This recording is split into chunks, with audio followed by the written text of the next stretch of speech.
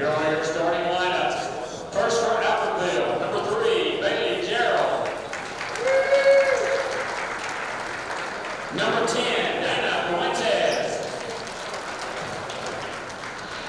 Number 20, Grayson Robeson.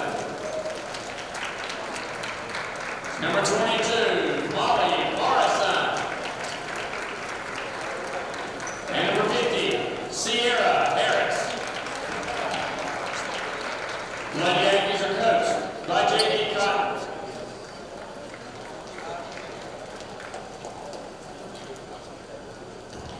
And now your starting lineup for Asbury. Number 1, Shayla Pacheco. Number 5, Vanessa Cruz. Number 11, Yesel. Number 13, Caitlin Pilkington. And number 33, Daisy Zarita. And the rounds are coached by Jimmy Jones.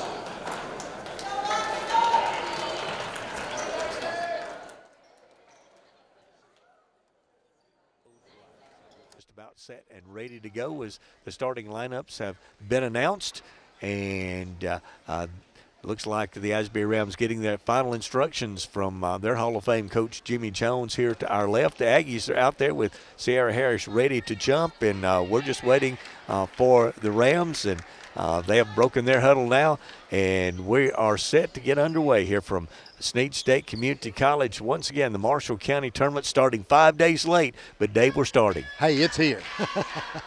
It'll be Pilkington jumping against Sierra Harris to get us started this afternoon, and opening tout belongs to the Asbury Rams. Oregon with the basketball. Looks like the Aggies coming out in some man-to-man early as they'll work it between the circles as Asbury has it stolen away there. Good defensive play quickly by the Aggies. Dana Fuentes, and quick foul there as she came up with a steal there, and reaching in to commit the foul was Pacheco, and that's going to send the junior Fuentes to the line for the Aggies. Good pressure defense by Fuentes. It was really good ball pressure by Fuentes. Fuentes will shoot two. She was in the act of shooting, played only 18 seconds. We had a turnover and our first free throw, and Fuentes, the first free throw is up and good. And that's the first score of the afternoon. Lady Aggies up 1-0. She'll have one more coming, as we said. In the act of shooting, her second free throw rolls off the rim and rebounded there by the Asbury Rams. And Zarita with a rebound. Into the front court come the Rams as they'll work it to the left side. Looking down inside to Pilkington, they'll work it back out to Cruz. Cruz being defended between the circles now by the Aggies as that's Gerald trying to reach in, and another steal once again. Fuentes with another steal. She's going to drive in, lay it up, and laid it up short. And Asbury coming back. Aggies with an opportunity there, not getting the layup, and Asbury comes back the other way. Out front will be Zarita to Oregon. Oregon back to Pacheco at the top of the key as they try to set their offense a long way from the goal right now. Going back door. Great backdoor pass, and we got some contact there as Pacheco going to the basket down the baseline was fouled in the act of shooting, and she'll go to the line to shoot two. Great pass by Daisy Zarito to Shayla Pacheco, and great give and go right there. Just a good cut to the basket by Pacheco. Sierra Harris commits the personal foul. That'll be her first, the team first, and the first free throw by the senior, the 5'4" senior, Sheila Pacheco, is up and no good. Her second off the back of the iron, no good, and she'll get her own rebound on a long rebound as she takes it back to the basket, has it knocked away, but she's going to be the last to touch it. Morrison was there for the defense for the Aggies, and the Aggies will inbound the ball against full court.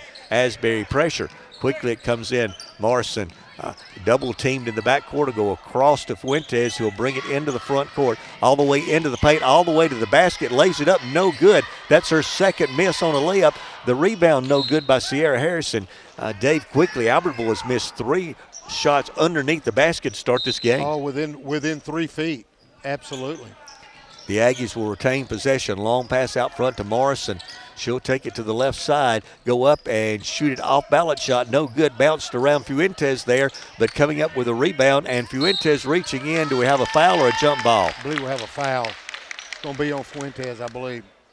Yes, it's going to be from Fuentes. She was trying to tie up Zarita there, and they're going to call the reach-in foul. And now the Albertville Aggies full court pressure against these Rams, and Pilkington will bring it into the front court and get it off to Cruz. Cruz trying to set the offense as Asbury is yet to have a shot from the field. Looking down inside, that's Pilkington, top of the circle. Long three is off, no good. Rebound down inside. Great play there by Oregon to come up with the ball. And there's another steal. Nope, it's going to be a jump ball. It'll be tied up there. It will belong to the Aggies, but once again, Dana Fuentes having a great opening few minutes here defensively for the Aggies. She really is, and Yesel Oregon did a great job on the boards that time getting that offensive rebound, but she was tied up, and so ball goes back to the Aggies. Fuentes will set the Aggie offense to the left side. She loses the ball. It's going into the backcourt, and that will be a turnover as she tried a spin move against good defense there by Pacheco, and she lost control of the ball into the backcourt, and the Aggies will turn it over. Just a little out of control, a little up-tempo too much, I believe, and causing turnovers. Asbury will inbound the ball right there by the Aggie bench. It will be Zarita inbounding it and gets it into Oregon. Driving to the basket, that was Pacheco taking it strong to the basket. Nice shot to take some contact there. Could have been a foul, but Sheila Pacheco getting the first bucket of the day for the Asbury Rams, and they're up 2-1. Albertville working against this zone now by Asbury looks like a 1-2-2 zone out front. Now maybe switch to man-to-man as Coach Jimmy Jones instructions to his team, and they switch to a man-to-man there. The Aggies having trouble against this smaller but quicker lineup right now. Morrison with the basketball. She'll take it inside the three-point line. The pull-up jumper from about 12 feet away, and Molly Morrison has her first bucket of the afternoon. Good shot by Morrison. Down quickly is Pacheco. She'll get it back out front. It's stolen. She tried to hit Cruz out front. It was stolen by Morrison, who will take it down into the paint. A reach there, but no whistle. Another reach, and a long jumper there by Robertson is no good. It bounces out. Ball's knocked around and picked up there by Zarita and Asbury. Albertville had an opportunity to come up with a loose ball, but Gerald couldn't come up with it that time, as Asbury will get it in the front court to Pilkington.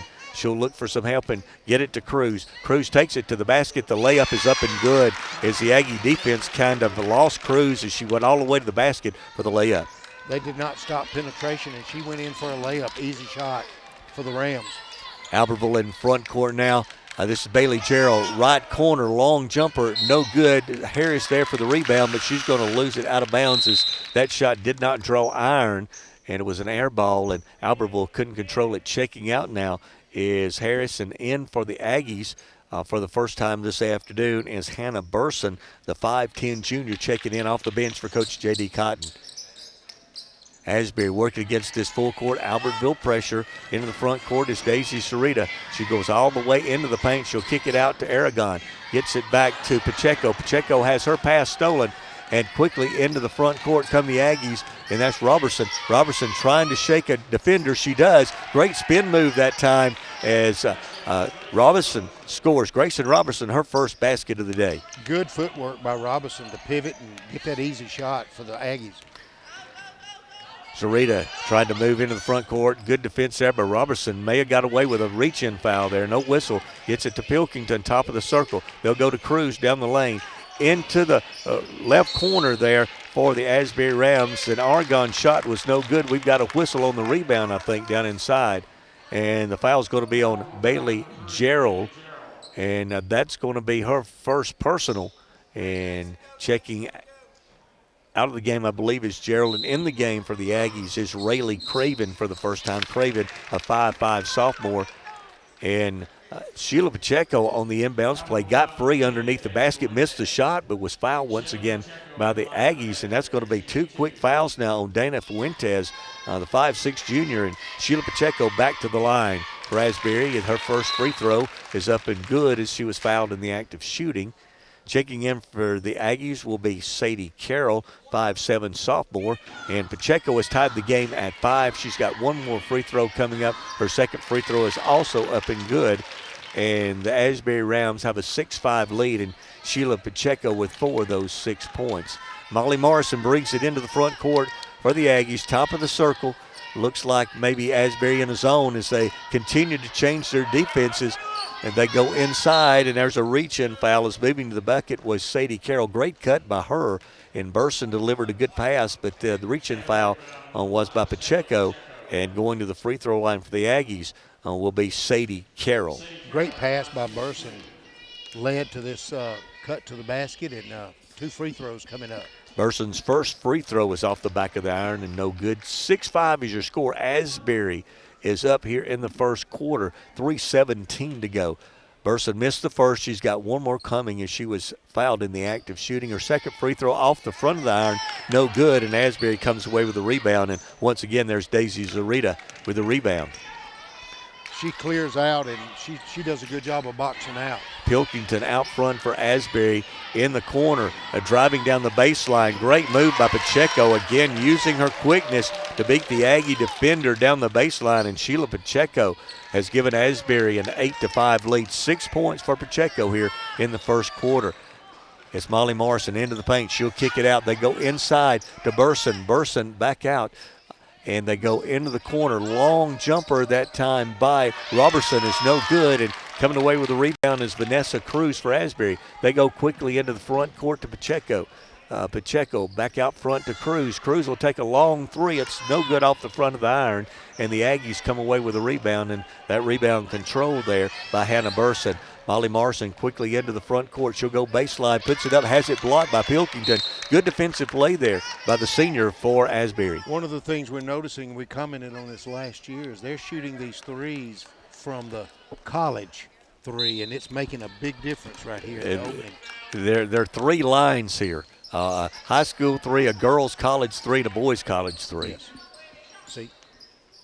Yeah, that's a long 3, about 2 feet behind the college line that time by Robertson. They go inside. The ball is stolen. The long rebound to Aggies. Then the pass back inside was stolen inside by Pilkington. Quickly down the floor. Cruz going baseline. Kicks it out front to Pacheco. Pacheco looks inside to Pilkington. She'll work it back to Cruz. And now Asbury will reset their offense against this man-to-man Aggie team. A long three-pointer in and out that time by Pacheco, and the Aggies come into the front court with Morrison with the basketball. She'll give it off. I believe that's to Burson. Back inside. Great move that time. Molly Morrison able to finish as she makes a move down the paint. Great crossover move to get in the paint, Dave, to score at the rim. Great move by Molly Morrison. 4 points for Morrison here in the first quarter. 8-7 is your lead. Asbury with the lead. Pilkington has the shot blocked, but I think that there was a push there, and it's going to go on Hannah Burson, the 5'10 junior for the Aggies, and that'll put Caitlin Pilkington, the senior for the Asbury Rams, at the line. 8-7 is your score. Asbury on top with 1:20 to go here in the first quarter of the first game of the 2024 Marshall County Basketball Tournament. Caitlin Pilkington, her first free throws of the day. First one is up and in and out and no good. Checking into the game now for the Aggies will be the 8th grader, Maddie Lambert, the 5'9" 8th grader, checking in off the bench. And it looks like Asbury is going to have their first sub of the day. And I'm showing a 21, Dave. Would you check the lady, see what her name is? And the second free throw is up and good, and Caitlin Pilkington scores to give it a 9-7 Asbury lead as we're checking to see who number 21 for Asbury is. May just be a young lady on our roster with a number that we don't have. Albertville into the front court, making a move to the basket is Rayleigh Craven, and the sophomore, a good move to give the Aggies tie in the game. And Presley Ron is the young lady wearing 21. She's a 5'5", 7th grader. She's checked into the game for Coach Jimmy Jones. And we have a 9-9 tie here, and a pass on the wing is mishandled over there by Daisy Zarita, and a turnover, and it'll go back to the Aggies with one. We're under a minute, 50 seconds to go here in the first quarter, 9-9 game. With the basketball is the Aggies, Sadie Carroll. Carroll maneuvering around, guarded there by the 7th grader, Ron. They go in the corner to Morrison. Morrison looks inside. Will go baseline. Another good move. Some contact there. She goes to the floor. No whistle, but able to score is Molly Morrison again. The young lady has scored again. She has 6 points to lead the Aggies, and it's a 11-9 Aggie lead. And another turnover there by the Rams. And that will give the Aggies the ball with 24 seconds to go. Checking in for the Rams, I believe, did I see 31? That's Karen Zarita in the game now for the Rams. Molly Morrison with the basketball. She's led the Aggies here in the first quarter to Lambert. That's Robertson. Goes in the corner. That's Craven with a long shot. No good there. Rebounded quickly and into the front court is Karen Zarita. They'll go to the corner to Ron. Ron lets it go, and it's short as the buzzer sounds, and that ends the first quarter. At the end of the first quarter, it's Albertville 11, Asbury 9. You're listening to the Marshall County Basketball Tournament on Power 107.5 FM. Hey folks, Mark Bricky, Sand Mountain Toyota. Back in 2006 when we started, little do we know we'd grow into one of the top Toyota dealerships in the South. On our 17th anniversary, we want to thank our customers and community for your continued support. We want to thank you for trusting us with your new and pre-owned automotive needs and for keeping your vehicles serviced and maintained. Thank you. Thank you. Thank you. Thank you. It has been our greatest honor being your dealership and part of this community, but more importantly, your friend. That's why at Sand Mountain Toyota, we're more than a dealership. Since 1952, Wilkes Tire and Battery Service has been the place to take your vehicle for service you can trust. Our family takes pride in carrying on the tradition of providing great service, working with integrity, and giving back to the community. For tires, batteries, auto services, and more, choose the people you can trust. With 10 locations to serve you, including Albertville and Gunnersville, at Wilkes Tire and Battery Service, we get you started and keep you going. Screwdriver. Screwdriver. Pliers. Pliers. Phone. Care can be distracting. Phone. That's why our new Whirlpool Smart Range lets you care smarter with control from anywhere. So life doesn't revolve around your range. Give me that Phillips screwdriver, would you, kiddo? Every day, care. Whirlpool. Your local source for Whirlpool products and service is Bond's Appliance in Gunnersville. Your local Foodland Market. Your store for everyday low prices and weekly specials with savings on every aisle and friendly customer service throughout the store. We sell only the best USDA inspected meats. Our trained meat cutters offer fresh cut meats to your specification. Our fruits and vegetables are always fresh, quality and variety you deserve every day. Your local Foodland Market, where savings plus service plus selection equals satisfaction. Back inside Wallace Plunkett Gymnasium here at Snead State. Our first quarter score, Albertville 11 and Asbury 9 at the end of the first quarter. Also in Albertville this afternoon at Aggie Gymnasium at the end of the first quarter, the Boaz varsity girls leading DAR 17-9, Dave. Yeah, that's a big game going on in Albertville. In first quarter, good first quarter for Sheila Pacheco. She had 6 points for the Rams. Molly Morrison, 6 points for the Aggies. And the Rams will have the opening possession against the 2-1-2 Aggie zone here to open up. Zarita moving with the basketball to the baseline. Looks back outside. Triple team there. She'll kick it across court and then back it out to start the offense again. This is Cruz. Cruz inside to Zarita. Zarita back to Cruz. She'll take a long three, and that is a good one. As Vanessa Cruz now with 5 points as she hits the first three-pointer of the day. They moved the ball really well against that 2-1-2 zone. Molly Morrison in the right corner works it back out front to Carroll. Carroll on the wing to Craven. Craven to Robertson, who's open from three. The answer is no good, but Craven there for the rebound. She goes back up strong, but has it knocked away. Good defensive work that time by the Rams and Yesel Oregon. Zarita comes into the front court. See if the Aggies come out of that 2-1-2 zone. They really came out way out on the floor that time and left some open space there inside once again, and we've got a whistle. As Asbury's doing a good job that time, Dave, against that 2-1-2. They've expanded it so much that they're leaving some openings there. Daisy Zarita does a good job. They get the ball in her at the free throw line, and then she's good at kicking it out to the side or to the front for a three-pointer. So she does well passing the ball. 12 to 11.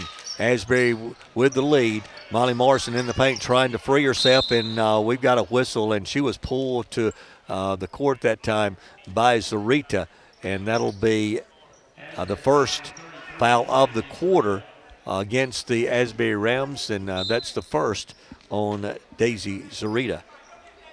As ball comes in to Lambert. Lambert in the corner to Carroll. Carroll will work it back out front for the Aggies here as they trail by 1. And we've got a whistle and a quick move that time by Bailey Carroll, but moved that pivot foot before she put the ball on the floor. She sure did. She walked. 12 to 11. Asbury up with 6:32 to go here in the second quarter. With the basketball is Oregon. Oregon breaks the Aggie pressure, goes all the way to the bucket in the corner to Pacheco, has it deflected away, but Zarita there to control it for the Rams as their offense is really spread out against this Aggie zone. They'll go inside, and that one is poked away, but I believe we're going to get Lambert for a reach-in foul that time as they were trying to go in the middle of the paint that time to Zarita as that zone is expanded, but to reaching in to commit the foul is Lambert. Daisy Zarita has a calming presence when she gets the ball. She doesn't panic. Pacheco with the basketball, and the inbounds play goes back to Cruz. They'll go back out front to Pacheco, who knocks it into the backcourt, and I believe this is going to be a backcourt violation when she touches it, and it will be. She thought there was an Aggie going to, and the Aggie defender was there, but she tipped it over her head into the backcourt, so that time Pacheco the last to touch it, so the Aggies will have it along the baseline here to inbound the ball as they trail by 1. It's 12 to 11 Asbury on top of Albertville. They'll try to get it into Morrison, and they do. Defended well there. Morrison through the legs, dribble, doing a great job out front. And she's defended by 2 Asbury players that time as Asbury knows that she is the young lady that the Aggies want to get the ball to. Bailey Carroll working it to Robinson. Robinson back to Carroll. Carroll out front will go to Gerald inside to Morrison. Morrison makes that spin move, and I thought she could have kicked it out into the corner for a 3. Chose to make a move to the bucket and walk that time as she had an open teammate in the corner. They triple teamed her, and she could have dished that outside for a 3-point shot. Yeah, it looked like Robertson was open in the corner. A turnover Aggies as they trail by 1. 5:31 to go, but the Aggies turn it up. Asbury turns it over. Aggies come up with a basketball, then they turn it over. It's hard to keep up with it, isn't it? It'll be Asbury's basketball. I know that now. As Cruz into the front court. Pacheco, great move and some contact there on the shot, and I believe that's going to be Gerald with the foul. Nice fake by Pacheco, and she faked, and then she took it to the rim and gets to the foul line to shoot 2. Sheila Pacheco, she scored 6 in the first quarter, and that's her first point in the second quarter on a free throw. 7 points now for the 5'4" senior, and she'll have one more coming as she was in the act of shooting. Her second free throw is also up and good. 8 points for Pacheco, and she's given Asbury their biggest lead of 3 today. It's 14 to 11 with 5:13 to go here in the second quarter. It'll be Carroll. Carroll to Gerald. Gerald trying to drive against the Asbury defense. Kicks it back to Carroll out front between the circles. She'll go in on the wing there to Robertson. And Carroll with the basketball dribbling out front. As Carroll continues to dribble, we'll give it to Robertson. Robertson trying to make a move. A lot of dribbling with this Aggie team right now. As they'll go down to the baseline. Great move that time by Carroll. Missed the shot at the rim, and Asbury coming back quickly. And Albertville double teaming Pacheco here at half court. There was some contact, and oh my goodness. I thought it would at least go back to the Asbury Rams. Thought there could have been a foul there, and I thought that the Aggies was the last to touch it, but Albertville was going to have the ball. Shows how much I know. There was some pushing going on, and I think the ball went off of her foot, but it looked like a foul before the turnover. Albertville will have the basketball, trailing by 3. We're under 5 minutes to go here in the first half, and stepping out of bounds is Robertson. as she stepped out of bounds. Dave, one thing I've observed here in the last couple of possessions, Albertville's doing a lot of dribbling. They really are. They're not passing as much as And they're not dribbling. passing and moving as they are dribbling, and they hadn't got shots off. As out front is Oregon. Oregon back to Cruz, and she's going to be fouled there. Foul about 30 feet away from the basket. Almost at half court, the freshman, Grayson Robertson, who turned it over just a moment ago, is called for the personal foul. Probably a little frustration right there. The Aggies haven't scored here in the second quarter. There's a long jumper, no good. A three-point attempt, no good there by Oregon. Albertville comes off with a rebound. Let's see if the Aggies can get something going offensively here. There's a long three-pointer by Robertson, and she connected on that one. Nice-looking shot. That's one thing you see, Dave. Drive it into the paint, kick it to a teammate that's open, and that's what Molly Morrison did that time, and Robertson knocked down the three. That shot's going to be open if they'll dish it off. The Asbury Rams with the basketball in the front court. Setting the offense is Cruz to Zarita. Zarita back to Cruz. She'll drive. She'll try to put up a shot, but she scored, but she was called for the travel before the shot. So a good drive that time by Cruz, but nets a turnover there. And in a tie game, Albertville will have the basketball with 3:24 to go here in the first half. Molly Morrison against man-to-man. A good double team there to get it out of her hands. Driving into the lane is Geraldine. She loses it off the dribble, and Asbury with a chance to take the lead will have the basketball with 3:08 to go. 14-14 is the score here from Sneed this afternoon. Zarita in the lane will kick it out to Oregon. Oregon making a move down the baseline. And now they'll go, is back in the game. They'll go inside to Pilkington, and there's a foul there. And do we have a 3-second? What was a 3-second call on Pilkington that time? You don't see that call very much anymore. You know, that's a call that's not made. It's not called in the pros. It's not called in college, and it's not called often in high school. But it was called that time by Pilkington to turn it over. Albertville with the basketball. They'll work it around the circle. And driving inside is Robertson, and we got a whistle and a foul on the floor as she made a move down the baseline that time. As Robertson hit a three just a few moments ago, but drove the baseline that time. Some contact and the Asbury foul as Albertville inbound it to Morrison. Morrison between the circles will drive into the paint. She'll put an off-balance shot up, but good job that time Molly Morrison drawing contact on that foul. She goes to the line for two. That's a good drive. Molly Morrison with 6 points, all 6 of those in the first quarter. The Aggies only the three-point basket by Grayson Robertson here in the second quarter.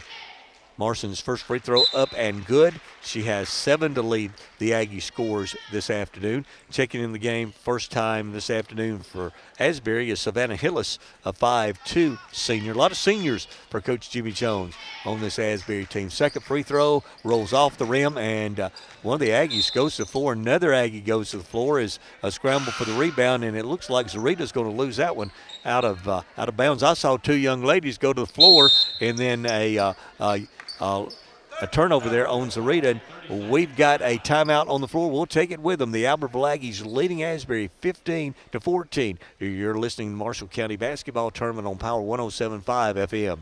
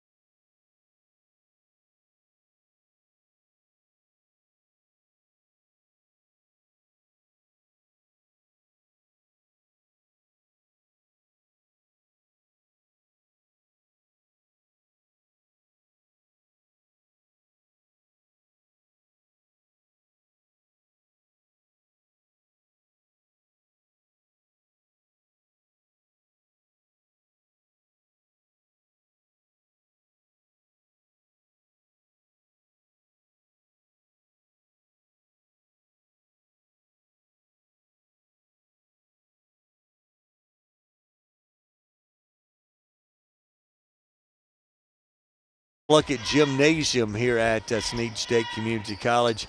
2:33 to go. Coach Jimmy Jones didn't like that last set of circumstances. They came off with a clean rebound that time, and Stacey Zarita was out of bounds and gives it back to the Albertville Aggies, who have taken the lead here in the second quarter. Molly Morrison in the paint, double team. She'll spin, look for help. She'll give it off to Robertson. Robertson will kick it out in the corner to Carroll. That's Fuentes, who's checked back in the game, and she's going to be called for a walk there, trying to make a quick move, turns it over and gives it back to the Rams. Coach Jones, he changed defenses right there. He went man to man. He's good at doing that. They've done that in the entire first half, going from zone to man most of this first half.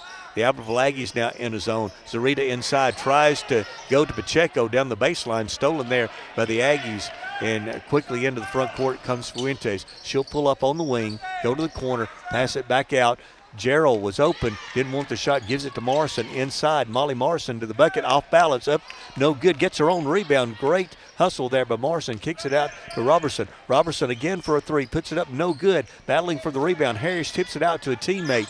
Albertville still with the basketball, moving inside is Fuentes, and Albertville with three opportunities, and Fuentes scores at the rim. Great offensive rebounding by the Aggies led to those 2 points. Albertville with a 3-point lead, 17-14 with 1:33 to go here in the first half. Asbury will work it inside. It goes back in the corner. We've got a kick ball. I believe Morrison kicked it as Savannah Hillis trying to handle that pass in the corner. But Molly Morrison must have kicked it there, as that happened all the way across the floor from us in the corner. Asbury will inbound it. Cruz will inbound it.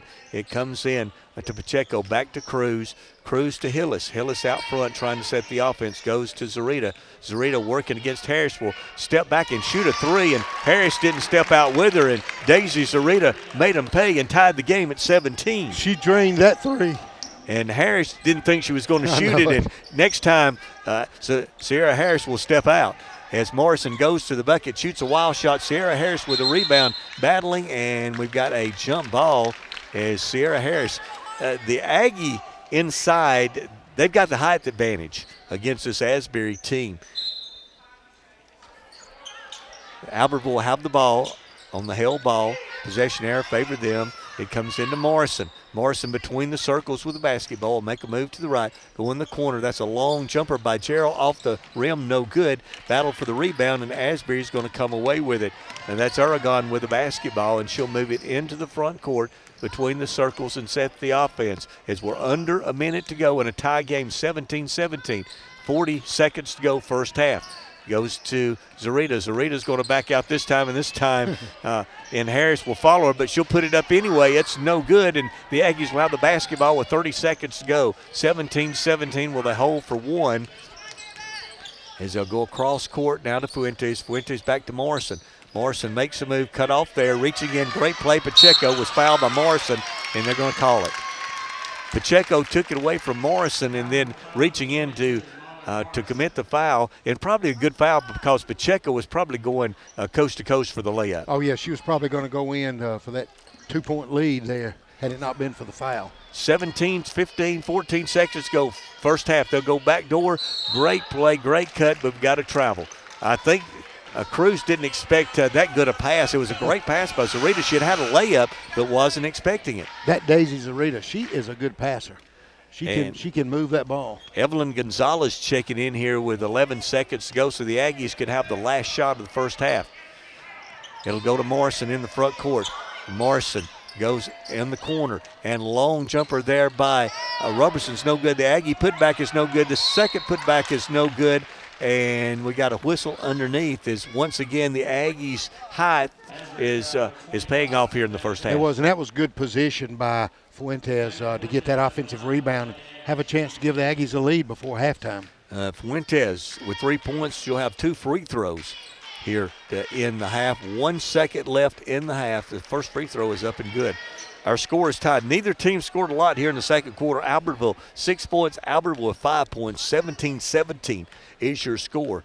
And let's see if Fuentes can give the Aggies the lead here at halftime. Her second free throw is in and out, no good. And that's going to end our first half. At the end of the first half, it's Albertville 17, Asbury 17. You're listening to the Marshall County Basketball Tournament on Power 107.5 FM. Lake Guntersville Pool and Spas is your home for custom pool design and construction, along with service, sales, and repair. They're also your authorized dealer for bullfrog spas and swim spas. For your new construction or redesign of your existing personalized outdoor space, visit our large showroom, located at the top of the mountain in Guntersville. Call Lake Guntersville Pool and Spas at 256-582-4050. RE/MAX Guntersville is a proud supporter of the Guntersville City Schools academics and athletics. Best of luck to the Wildcats throughout the year. For all your real estate needs, call on the local professional staff at RE/MAX Guntersville, 256-582-5585.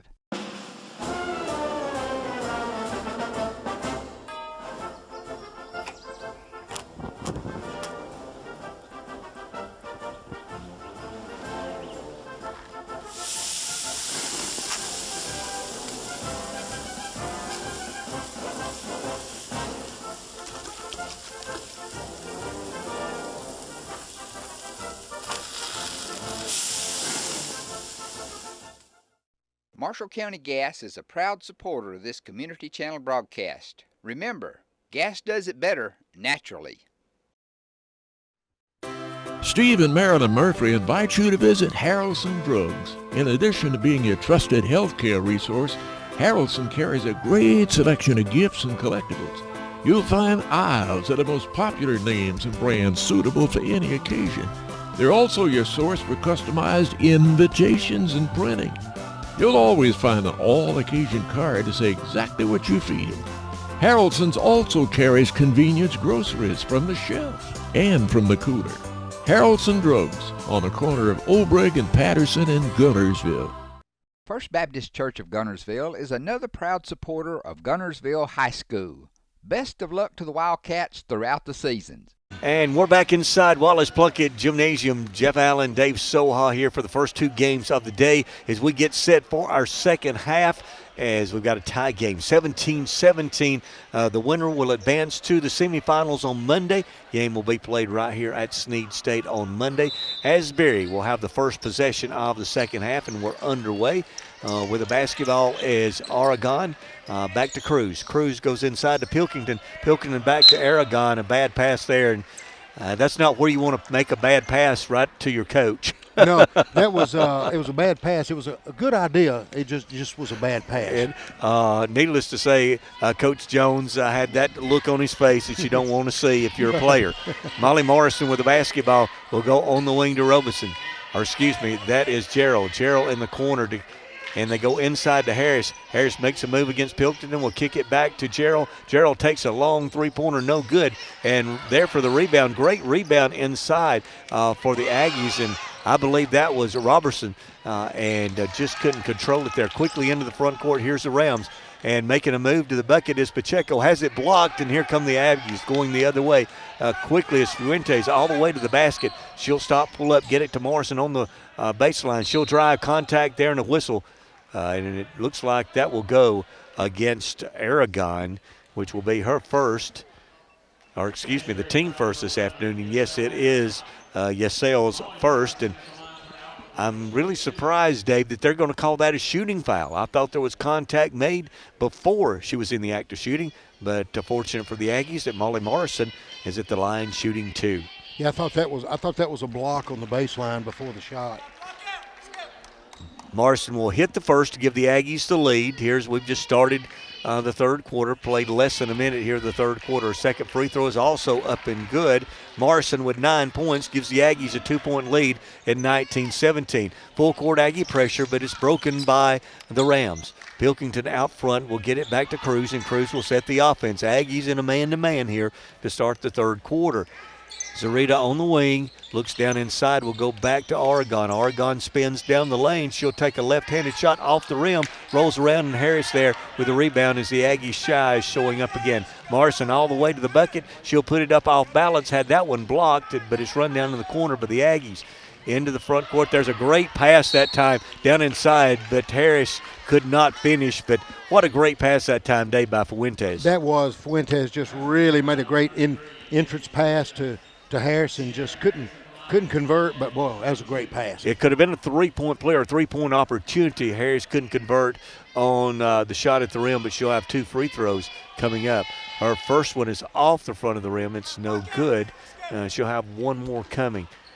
19-17 is your score if you're just joining us. We're in the second half. We played a minute and a half of this third quarter. Her second shot is no good, and Pilkington is there for the rebound for Asbury. To Zarita. Zarita moves around the Aggie defense. She'll bring it into the front court, or almost to the front court. She's double teamed. Will go back to Pilkington, who loses it, and Fuentes has picked it up. He'll get it to Morrison. 3-on-1 opportunity for Albertville, and great defense there by Asbury as they got back on the turnover.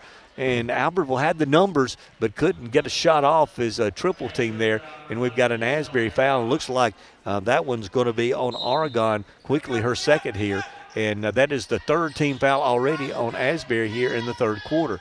Gerald drives down the baseline. She's going to lose it as good defense there by Zarita to cut off the baseline. The Aggies have opened up in a full court press at the start of this second half. Asbury yet to really get off a shot here in the second half. Coming into the front court quickly is Pacheco. Great pass to Oregon. She's going to miss. Hits underneath the backboard. Pilkington's going to pick up the loose ball, and it's knocked away by Albertville's Grayson Robertson. As I thought it was coming right into my lap. I was getting ready to catch that one. Your hand motion was really good. I mean, your eye-hand coordination, it was really good on that one, Jeff. I was trying, Dave. You were seeing the pass. I saw the pass. It just didn't get here. As they'll inbound it, and Morrison is going to make a great play in tying up the inbounds pass, going to Cruz, and the possession era favors the Aggies. Great hustle that time, Molly Morrison. The Albertville Aggie pressure is really hurting the Rams right now. It looks like that's what Coach Cotton talked about at halftime. They really want to turn up the defensive pressure. Long three-pointer is off the back of the iron by the Aggies, and that was Robertson in the corner, and we've got a foul on Albertville down inside, and that foul may be on Craven, who has just checked in. Rayleigh Craven, the 5'5" sophomore, is going to pick up the personal foul. That'll be her first. Again, this Aggie pressure to start the third quarter is really giving the Rams some problems. Albertville up 19-17. Long baseball pass comes into Pacheco. She's going to be pushed from behind, and no foul there by Robertson as these officials are letting them play. A lot of contact out there as Zarita drives the baseline all the way. And we got a whistle, and they're going to call that on Zarita. Offensive foul. She pushed off, I think, on the baseline. Harris did not have the position, but as you say, she was using that arm bar, and she pushed off, and Zarita has picked up her third, and that's the fourth team foul on Asbury here in the second half. Albertville with the basketball. Craven on the right side. Back to Fuentes, to Robertson, to Morrison in the corner. She'll move against Pilkington. Back across court it goes to Craven. Craven in the corner to Robertson. Down the baseline, but a quick move there. She turns it over. Yeah, she tried to make that first step, and she what they say, took a walk on the boardwalk.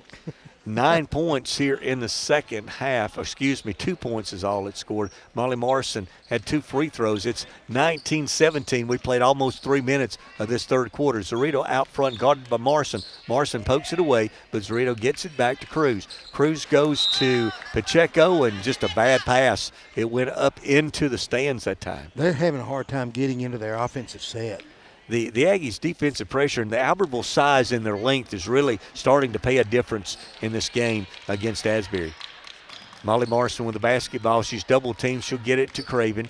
Craven looks for some help, goes down into the paint, loses it, and it's picked up there by Oregon. Oregon quickly in the front court to Pacheco, and great play once again for Fuentes. That's about her 4th steal of the day on a pass, and she'll move it in the front court quickly behind the back as she's guarded there by Pacheco.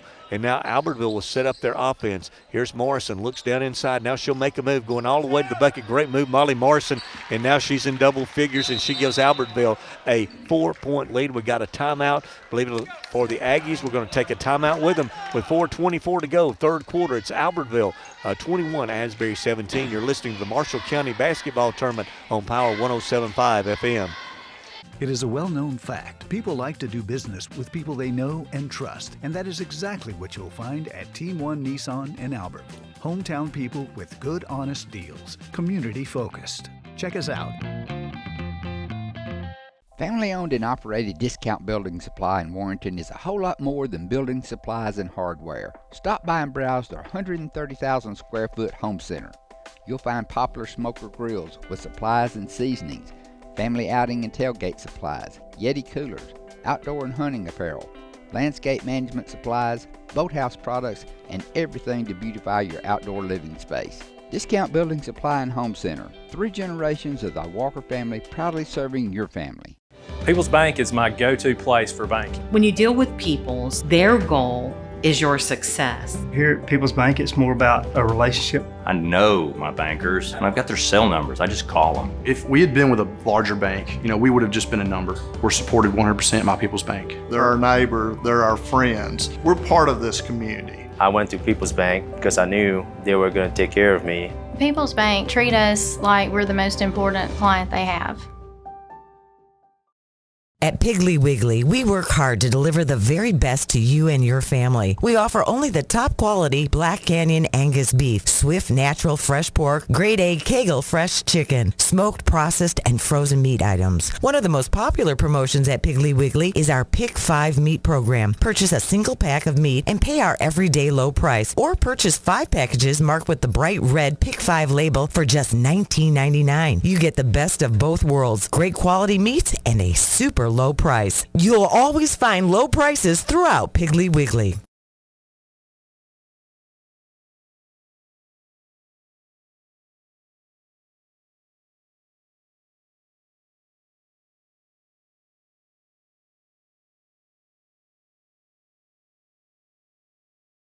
Well, someone told me a long time ago as a coach, they said, Coach, if you stand around on offense, you're going to stand around on defense. That they're getting the movement on defense, and that's opening up offensive opportunities. Full court pressure with the Aggies is giving Asbury problems. They'll get it in the front court. Aragon spins in the lane, loses it, falls on the floor, scramble for it. Pilkington comes up with it to Zarita. Zarita now trying to set the offense and reaching in to Fuentes, who's had about 4 steals today. Cruz with the basketball, guarded there by Albertville. It's the Albertville length really giving Asbury some problems. There's a pull-up jumper by Pacheco. It's no good. Molly Morrison battling for the basketball. A great hustle, but she was off balance and couldn't control herself, falling to the floor with the basketball. That's going to be a turnover, but as a coach, you pat her on the back and say, great hustle. Great effort right there by Morrison. Asbury will have the basketball after the Aggie turnover there. With the basketball is Cruz trying to set the offense, goes inside to Zarita, and we got a reach-in foul as Zarita made a cut to the bucket. And I believe that's going to be on Sierra Harris, I believe, for the Aggies, as that'll be the 3rd team foul on Albertville here of the quarter. Asbury is yet to score. We played over half this 3rd quarter, 3:45 to go. The Aggies leading 21-17. Pass to Aragon. Zarita with a pump fake, drives inside, tries to pass it, goes back outside. Pacheco to Cruz, back to Cruz, and they reset the offense. Zarita's going to take a 3 that time and miss everything. As after Harris let her shoot that first one where she made, she's not let her shoot again there. Right. They're having a hard time getting a shot off. They realize at halftime we've got to speed this game up. Well, in their length too, Dave, yes, is heights at Albertville has really given Asbury some problems here in the second half. Albertville with the basketball. Molly Morrison with it, as she's been the key to the Aggie offense today. And we've got a whistle, and they're going to call her for they called her for a charge. I guess they're going to call her for a push-off there. I've seen more contact than that not be called today, Dave. Oh, we've seen a lot of contact this second half. But Molly Morrison commits the foul. That's a head scratcher there, but it's going to be Asbury basketball. Into the front court is Cruz to Pacheco, back to Zarita. Those are the 3 Asbury people they try to get the ball to. Zarita's going to miss a 3 off the front of the iron, and Robertson comes away with the rebound. Back to Morrison. Morrison now will drive into the lane. She'll kick it in the corner. Long jumper by Fuentes is no good, and Zarita's there. Great box out to get the rebound off the long shot. Good job by Daisy Zarita. Into the front court, here are the Rams. They're looking for their first points of the quarter. They've only scored 6 since the first quarter. They go inside, and a pass is deflected by Morrison, and the steal there by Robertson, going all the way to the bucket, cut off at the baseline and tied up there. Ball's on the floor. Asbury comes away with it, and it's knocked away. I believe that was Gerald and Morrison there, and they were the last to touch it across the way. But Dave, 12 points for Asbury. They've only scored 5 since the first quarter. They outscored Albertville 12-11 in that first quarter, and they were sitting at 17 now with 2:16 to go in the quarter. You make a good point about the length of Albertville. It's hard to get into their offensive set. Going all the way to the bucket is Pacheco. She couldn't make the shot at the rim, but she was fouled on her drive, and she will go to the line and shoot 2. No, excuse me. It's going to be on the floor. They're going to say it's on the floor. At the end of the third quarter up in Albertville in the girls' varsity game between Boaz and DAR, Boaz pulling away now. It's 46-30, the Lady Pirates leading there. Albertville leading here 21-17. Driving the baseline is Oregon. Oregon in the paint. Kicks it out to Pacheco. Pacheco looks down inside to Pilkington. Out in the corner as they move it around, and a long 3 is up and no good. And that was a long 3 that time for the young lady, as she was behind the college line that time. As they said, that would have brought rain or would have been sleet. Sheila Pacheco, the leading scorer for Asbury in the game. She has 8 of the 17. Going to the free throw line, and she's trying to knock the lid off the goal right now for Asbury, and she misses that one. These are big free throws right here. 1:54 to go here in the third quarter. Second free throw is no good. She has fouled in the act of shooting 3. She's missed 2 of the 3. I think she's getting a little tired. She looks winded. Checking into the game for Albertville, Sadie Carroll, the sophomore.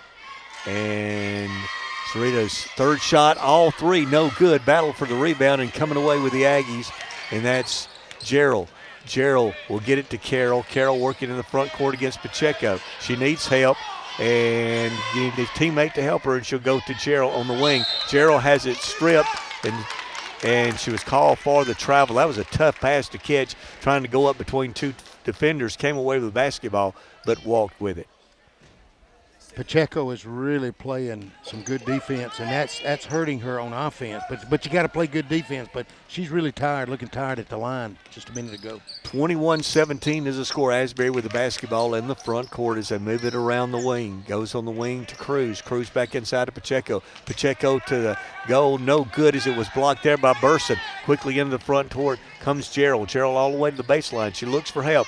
She'll pass it across court. This time to Carroll. Back to Morrison. Morrison takes it inside all the way to the bucket, lays it up. Oh, that one wouldn't fall. It's a great move. Molly Morrison just couldn't finish at the rim that time as it rolled off. And now with 1 minute to go here in the third quarter, Asbury has possession yet to score in the quarter. 21-17 is your score. All the way to the bucket, laying it up. No good. Great move that time by Oregon, and Sarita with a good move to go on the floor to save it and save the possession. They get a timeout here in front of us. We're going to take it with them with timeout on the floor. It's Albertville 21 and Asbury 17. You're listening to the Marshall County Tournament on Power 107.5 FM. With gas prices and inflation at an all-time high, Alexander Ford understands it's tough out there. We do not want to be just some dealership. We want to be your dealership. For all your sales, parts, and service needs, we believe we can save you money. We have new inventory on the way, a fully stocked parts department, and an award-winning service department. Alexander Ford has been family owned and operated for over 50 years in Boaz. We want to be a part of your family. Since 1943, the Municipal Utilities Board has been meeting utility needs of the citizens of Albertville and surrounding areas. From keeping your home comfortable to providing necessary expansions and supporting industrial and commercial growth, MUB provides the utilities you rely on in your everyday life. Electricity, water, wastewater, all at a reasonable cost. MUB is committed to providing reliable service today and resources tomorrow. MUB is proud to be a supporter of this community channel broadcast. Supreme Courts is your ultimate local indoor facility for competition youth sports, training, and recreation activities. Home to Impact Basketball and Volleyball. Give Jonathan Hyde a call at 256-527-1051. We know you're looking for a reliable vehicle. Heading to work? Headed to play. Taking the grandkids to the beach. Every vehicle comes with a warranty for the length of the contract. And you get a Carfax with every purchase. We make everything easy, from the application, the approval, or to the payments. We're not your ordinary buy here, pay here dealer. Hello, Hello, this is Maury Yancey, President of the Lake Guntersville Chamber of Commerce. The Chamber of Commerce staff, board, and membership proudly cheer the Wildcats on to victory. When you shop local, you are supporting the future of our young people. The commerce in this community helps provide the taxes to support our city schools. If you are not already a member of the Lake Guntersville Chamber of Commerce, give us a call or come by our office. Join one of the most active chambers in Alabama and one of the largest for a community our size. The Lake Guntersville Chamber of Commerce, cheering on the Wildcats.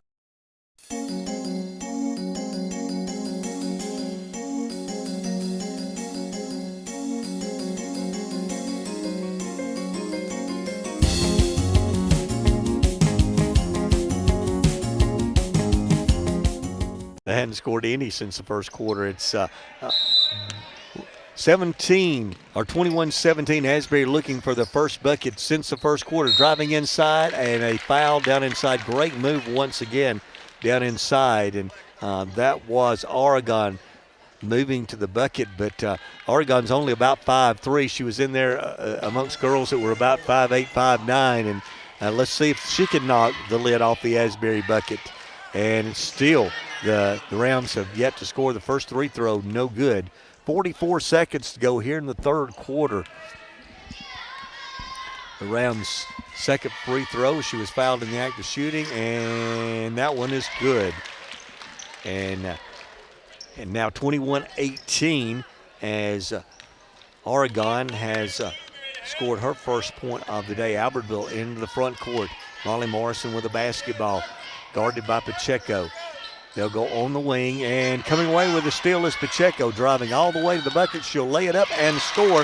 Great play.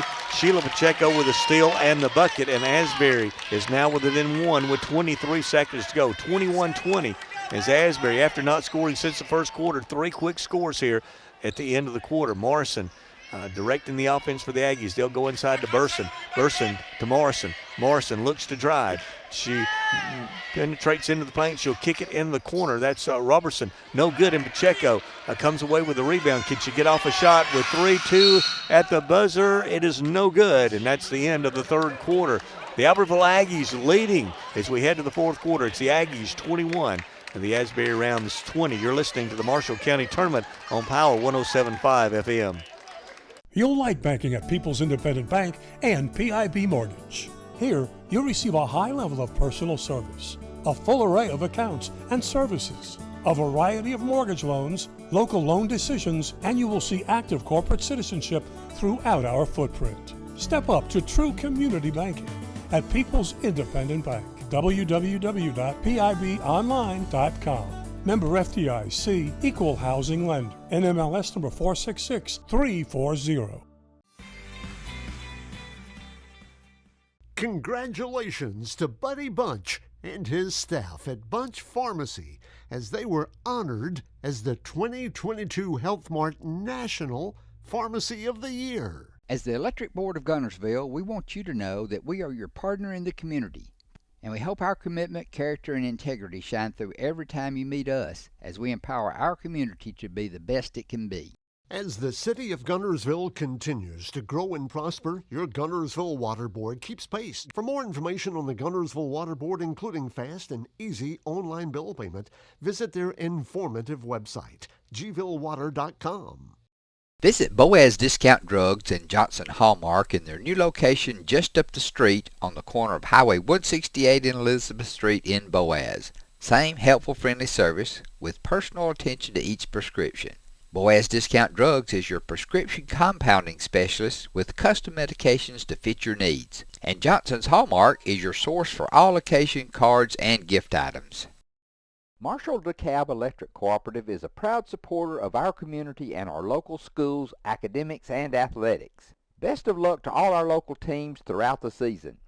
Our mission at Marshall DeKalb Electric Cooperative is to provide the most reliable electrical service at the lowest possible rate. We strive to achieve our mission with quality and reliable service and a commitment to our consumer needs. We want to be a beacon in each community that we serve. 17 as we head to the fourth quarter. I say 21-17, 21-20. Albertville scoring 4 points in that third quarter. Asbury scoring 3 points in the third quarter. Hadn't had a lot of points scored since the first quarter. It was 12-11. There's been 8 for Asbury and 10 for Albertville. And Aggie still to start the quarter, driving all the way to the bucket. Great play, Bailey Gerald that time, coming away with a steal on the inbounds play and was fouled going to the basket. That was a big defensive play for the Aggies there. She's going to go to the line and shoot 2 and try to get this lead back up to 3. We played 4 seconds of the fourth quarter. The winner will advance to the semifinals on Thursday. Game we played here at Snead State Community College. Gerald misses the first, and of course she has one more coming as she was fouled in the act of shooting. And her second free throw is up and also no good. And Burson battling Picklington there for the rebound, and it's off of Burson, and Asbury will have the basketball. They're trailing 21-20. Have a chance to take the lead here in the fourth quarter as the full court pressure for the Aggies, and they've got to hurry to get it across the court. Pilkington at half court gives it to Oregon, and they get it in the front court. Oregon all the way to the basket. She'll lay it up. It's no good, and good block out there. Bailey Gerald to get the rebound for Albertville, and quickly the Aggies come the other way on the right wing, and a steal there by Oregon, anticipating that pass. She'll go across to Cruz. Cruz lays it up, no good. Oregon with the rebound. She'll try to spin, get it to Pilkington. Pilkington back to Zarita, who's open for a 3. The three-pointer is up and good, and Asbury has the lead as Daisy Zarita has her second 3 of the game. Asbury up 23-21 as they've scored the last 6 points on a 6-0 run to take the lead here with 7 minutes to go in the fourth quarter. Across the court it goes, and a turnover by the Albertville Aggies, and the Aggies have got to settle down now as that was just not a very good pass across court, and quickly checking out that time was Carroll. And back into the game for Coach J.D. Cotton is Dana Fuentes, the 5'6" junior. As Asbury with the lead here in the fourth quarter will have the basketball. They go to Oregon. Oregon spins, looks for some help. Pacheco goes back door, can't get it to her, to Pilkington. Pilkington will drive into the paint, kick it to Zarita. Zarita's hit a couple of threes today, and she's looking for help, and we got a timeout on the floor, and we'll take it with them. With 6:34 to go here in the fourth quarter, Asbury has a 2-point lead, 23-21. You're listening to the Marshall County Tournament on Power 107.5 FM. Hey folks, Mark Bricky, Sand Mountain Toyota. Back in 2006 when we started, little do we know we'd grow into one of the top Toyota dealerships in the South. On our 17th anniversary, we want to thank our customers and community for your continued support. We want to thank you for trusting us with your new and pre-owned automotive needs and for keeping your vehicles serviced and maintained. Thank you. Thank you. Thank you. Thank you. It has been our greatest honor being your dealership and part of this community, but more importantly, your friend. That's why at Sand Mountain Toyota, we're more than a dealership. Since 1952, Wilkes Tire and Battery Service has been the place to take your vehicle for service you can trust. Our family takes pride in carrying on the tradition of providing great service, working with integrity, and giving back to the community. For tires, batteries, auto services, and more, choose the people you can trust. With 10 locations to serve you, including Albertville and Gunnersville, at Wilkes Tire and Battery Service, we get you started and keep you going. Screwdriver. Screwdriver. Pliers. Pliers. Phone. Care can be distracting. Phone. That's why our new Whirlpool Smart Range lets you care smarter with control from anywhere. So life doesn't revolve around your range. Give me that Phillips screwdriver, would you, kiddo? Every day, care. Whirlpool. Your local source for Whirlpool products and service is Bond's Appliance in Gunnersville. Your local Foodland Market. Your store for everyday low prices and weekly specials with savings on every aisle and friendly customer service throughout the store. We sell only the best USDA inspected meats. Our trained meat cutters offer fresh cut meats to your specification. Our fruits and vegetables are always fresh. Quality and variety you deserve every day. Your local Foodland Market, where savings plus service plus selection equals satisfaction. Coach Stevie Jones getting a timeout just moments ago to save that possession as the Albertville Aggies had double-teamed Daisy Zarita and trying to force a turnover there and he gets the timeout, and the Rams will have the basketball as we get back to the action here. Asbury up 23-21 with 6:34 to go here in the fourth quarter. You know, every possession may be important in this tight ball game here with a 2-point lead.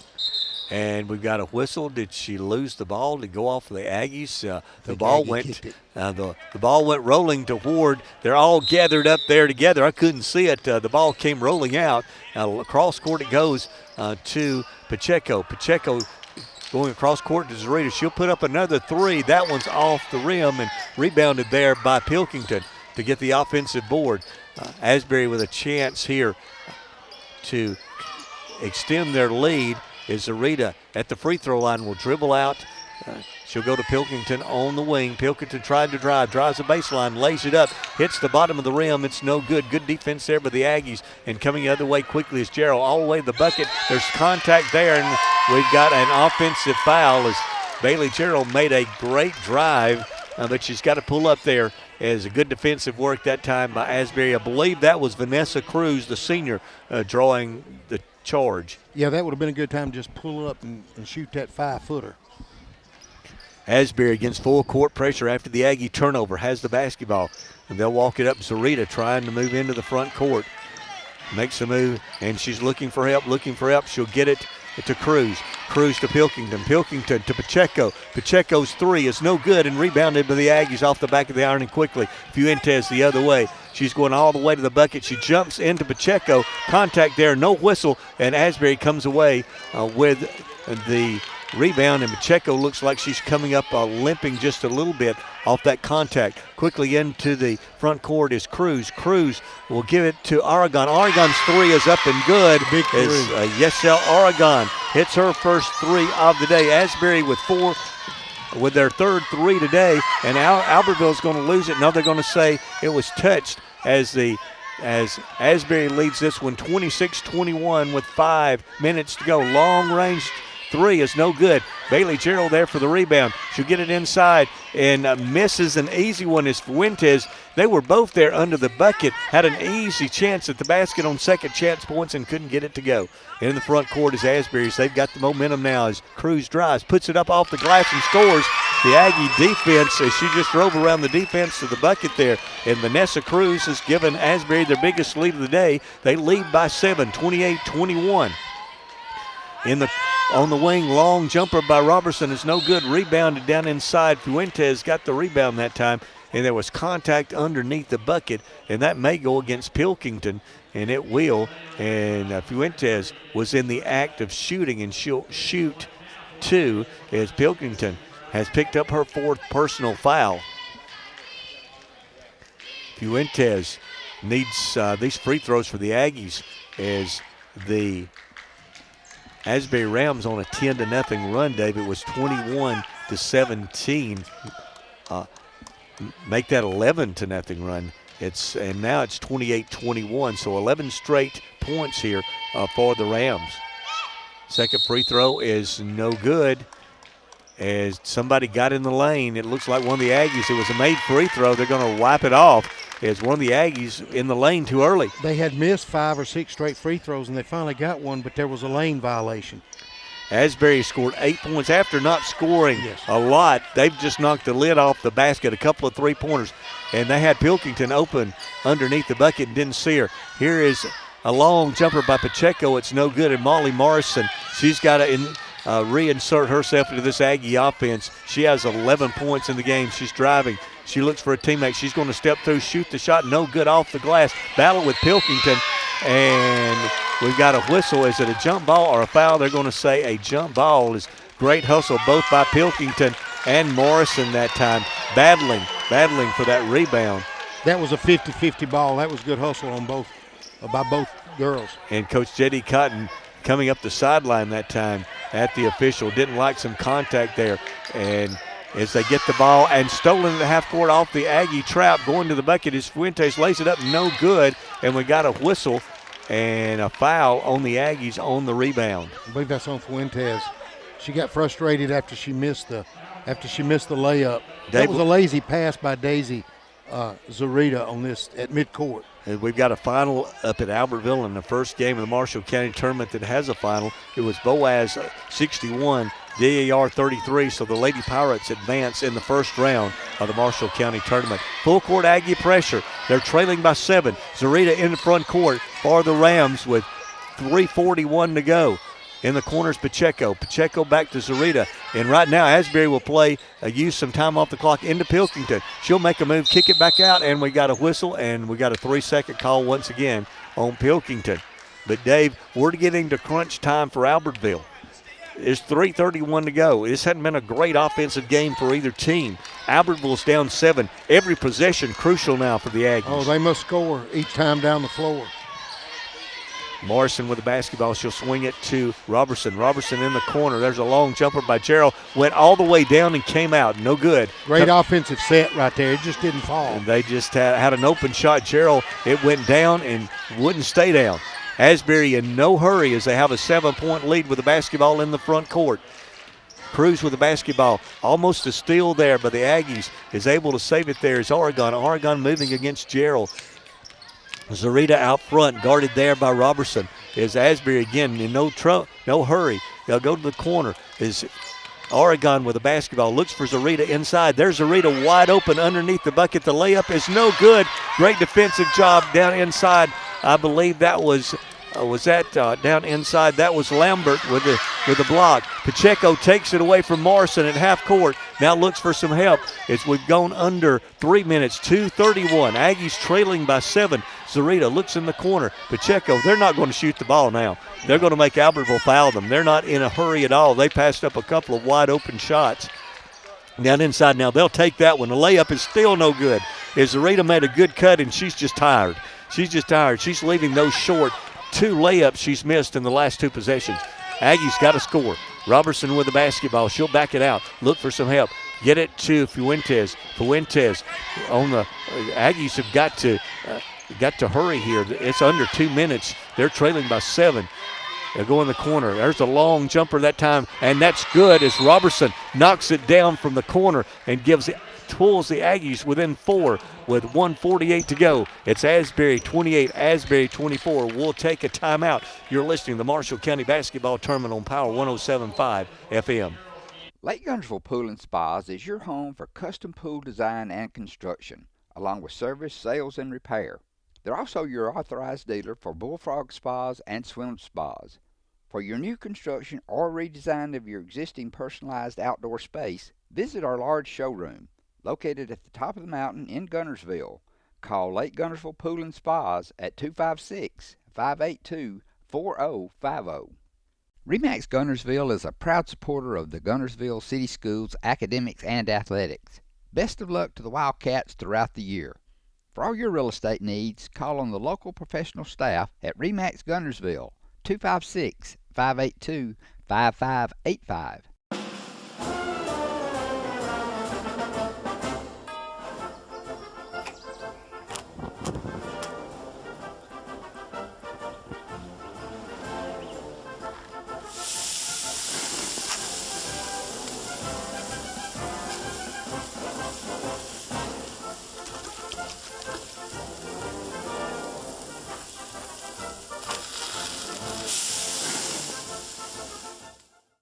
Marshall County Gas is a proud supporter of this community channel broadcast. Remember, gas does it better naturally.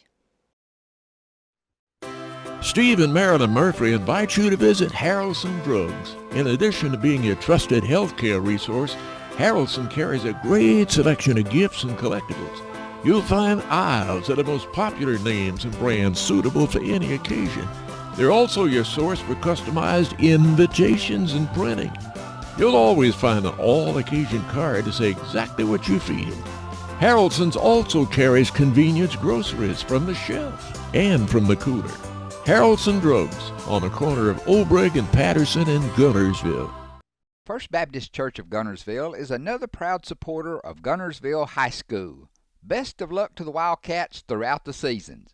Huge 3-point bucket just moments ago by the freshman Grayson Robertson as pull the Aggies to within 4. It's 28-24 with 1:48 to go. That was a must score, Jeff, right there. That was a big 3-pointer.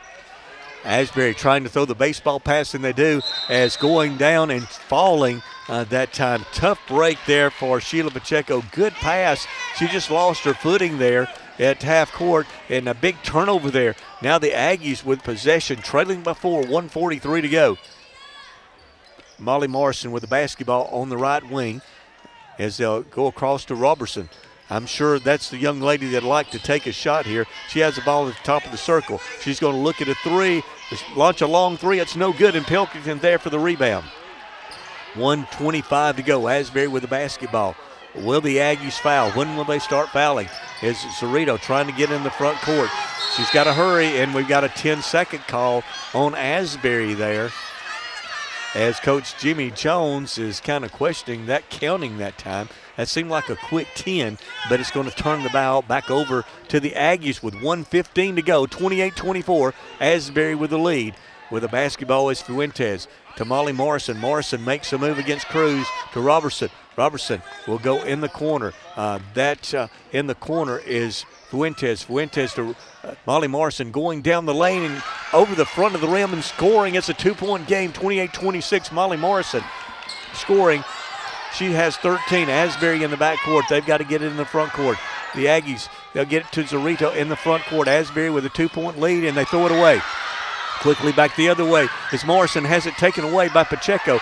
She's knocked down and no whistle, and we've got a foul, as Coach Jones is like me, can't understand there, as there was a push from behind to knock Pacheco down and no call. She was pushed for sure. And, of course, a scramble for the basketball. It's 37 seconds to go, 28-26, Aggies with the basketball. In the front court, it's Fuentes. She'll go down the lane. She'll lay it up, and no good. Battle for the rebound, and Asbury cannot come away with it. Yes, they come up with a loose ball to Pacheco. Pacheco is wide open. She'll lay it up and score. Sheila Pacheco, that could do it for Asbury with 18, 17, 16 seconds in the lane, and we got a whistle as Dana Fuentes going to the bucket and was fouled in the act of shooting. And some big free throws, Dave, coming up for Dana Fuentes here. Oh, they have to have these free throws to cut this thing to 2. But what a great play moments ago by Asbury. The hustle play by Pilkington to get the ball down the floor to Pacheco to give the Rams the 2-point lead. The first free throw, no good. And both teams really have struggled at the stripe today. They really have. 14.8 seconds to go. The Aggies are down 4. 30-26 to the Asbury Rams. What a huge win this would be by Asbury if they could get this one here in the first round. Second free throw is up and good, and Fuentes has converted there. She has 4 points as Asbury working to get it in. 12-10, and we got a quick foul. We've got a quick foul there, and that will send, nope, that won't send her to the line. That's only the third. We got to have 2 more. 10 seconds to go. Aggies looking for a steal. Kind of surprised that no timeout here as the long pass comes in to Pacheco. Pacheco is fouled quickly. It's going to be interesting, Jeff. I was thinking, is Asbury, are they going to throw the ball toward their own goal, or are they going to throw it away? So, but now it shows that they're going to be on the free throw line. I guess they hadn't posted all the fouls up there, I guess, Dave, and that's going to send Sheila Pacheco. And if she makes one of these, there's 2 free throws, no more 1-and-1. If she makes one of these, the game is over. It'll be a 2-possession game. Yeah. Pacheco at the free throw line. Her first shot is no good off the front iron.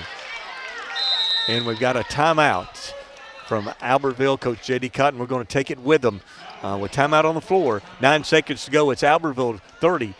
Asbury 30, Albertville 27. You're listening to the Marshall County Tournament on Power 107.5 FM.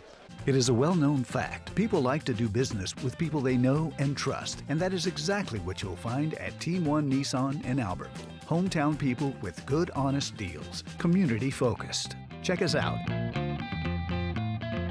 Family-owned and operated Discount Building Supply in Warrenton is a whole lot more than building supplies and hardware. Stop by and browse their 130,000 square foot home center. You'll find Poplar Smoker Grills with supplies and seasonings, family outing and tailgate supplies, Yeti coolers, outdoor and hunting apparel, landscape management supplies, boathouse products, and everything to beautify your outdoor living space. Discount Building Supply and Home Center. 3 generations of the Walker family proudly serving your family. People's Bank is my go-to place for banking. When you deal with People's, their goal is your success. Here at People's Bank, it's more about a relationship. I know my bankers, and I've got their cell numbers. I just call them. If we had been with a larger bank, we would have just been a number. We're supported 100% by People's Bank. They're our neighbor, they're our friends. We're part of this community. I went to People's Bank because I knew they were going to take care of me. People's Bank treat us like we're the most important client they have. At Piggly Wiggly, we work hard to deliver the very best to you and your family. We offer only the top quality Black Canyon Angus beef, Swift natural fresh pork, grade A Kegel fresh chicken, smoked, processed, and frozen meat items. One of the most popular promotions at Piggly Wiggly is our Pick 5 meat program. Purchase a single pack of meat and pay our everyday low price, or purchase 5 packages marked with the bright red Pick 5 label for just $19.99. You get the best of both worlds, great quality meats and a super low price. You'll always find low prices throughout Piggly Wiggly.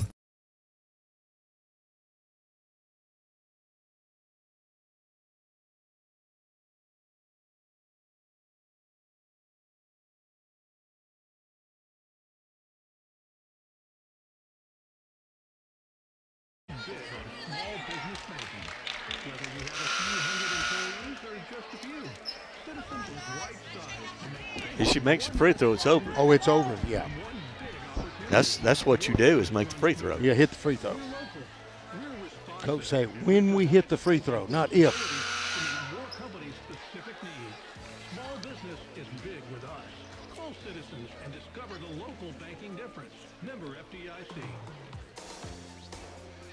Big free throw coming up for Sheila Pacheco. She missed the first. Albertville got the timeout. It's 30-27, 9 seconds to go. Pacheco's free throw, no good. The Aggies can tie it with a 3. They've got to hurry into the front court. It goes to Robertson. Robertson puts up a 3, and it's no good. Rebounded down inside. I believe that was Lambert, and we've got a whistle and probably a good foul there. Will it be shooting foul, or will it be a shooting foul, or will it be taken out of bounds? I think it's going to be taken out of bounds. And there's less than a second on the clock. So it's got to be, they got to throw it in. It's got to be a touch and shoot, Dave. You can't dribble. You hadn't got time to do any of that. So they've got to throw it in, and somebody's basically got to tip it up. And I don't know how you can get a 3 off that quickly. It's 30-27. There's less than a second to go. The Aggies are going to inbound it underneath their bucket. They've got to have a 3 to tie the game. As Asbury leads at 30-27 after going practically 2 quarters without scoring. The Asbury Rams, they caught fire there at the end of the third quarter, and they've outscored Albertville since that time 10-6, and that's where we are right now. It's 30-27. Well, it looked like, Jeff, that they could not get into any offensive set. They couldn't. They didn't take many shots. It's not that they missed a lot of them. They didn't get many shots. And then all of a sudden it turned. And Daisy Zarita hit a big 3, and I think that kind of turned the momentum around for Asbury. So here we go. There's less than a second to go. 0.9, 30-27. Let's see what Coach Cotton has drawn up for his team. And Morrison's going to inbound it. They're going to throw it to the corner, getting off the 3 at the buzzer. It's good. It's good. It's good from the corner. Grayson Robertson has hit the 3-point bucket to tie the game and send it into overtime. What a great play by Coach Cotton to draw that up to get Robertson open in the corner, and she drains another 3. Well-designed play. Robertson was standing at the top of the key, and she had someone to screen for her, and she sprinted to the corner, and she had good footwork. She got her feet set. Of course, she has a good-looking shot anyway, but she got her feet set, and she drilled that 3. Hey, they don't draw it up any better than that. That was just a great shot. That was a great shot. And the great inbounds play by Molly Morrison to set her up. You don't think about that a lot of times, but that pass was right where it had to be because she couldn't have fumbled it at all, Dave. It had to be chest high right where she needed it. She caught it and put it up in one motion just at the buzzer, and we're in overtime. It's sort of like an extra point.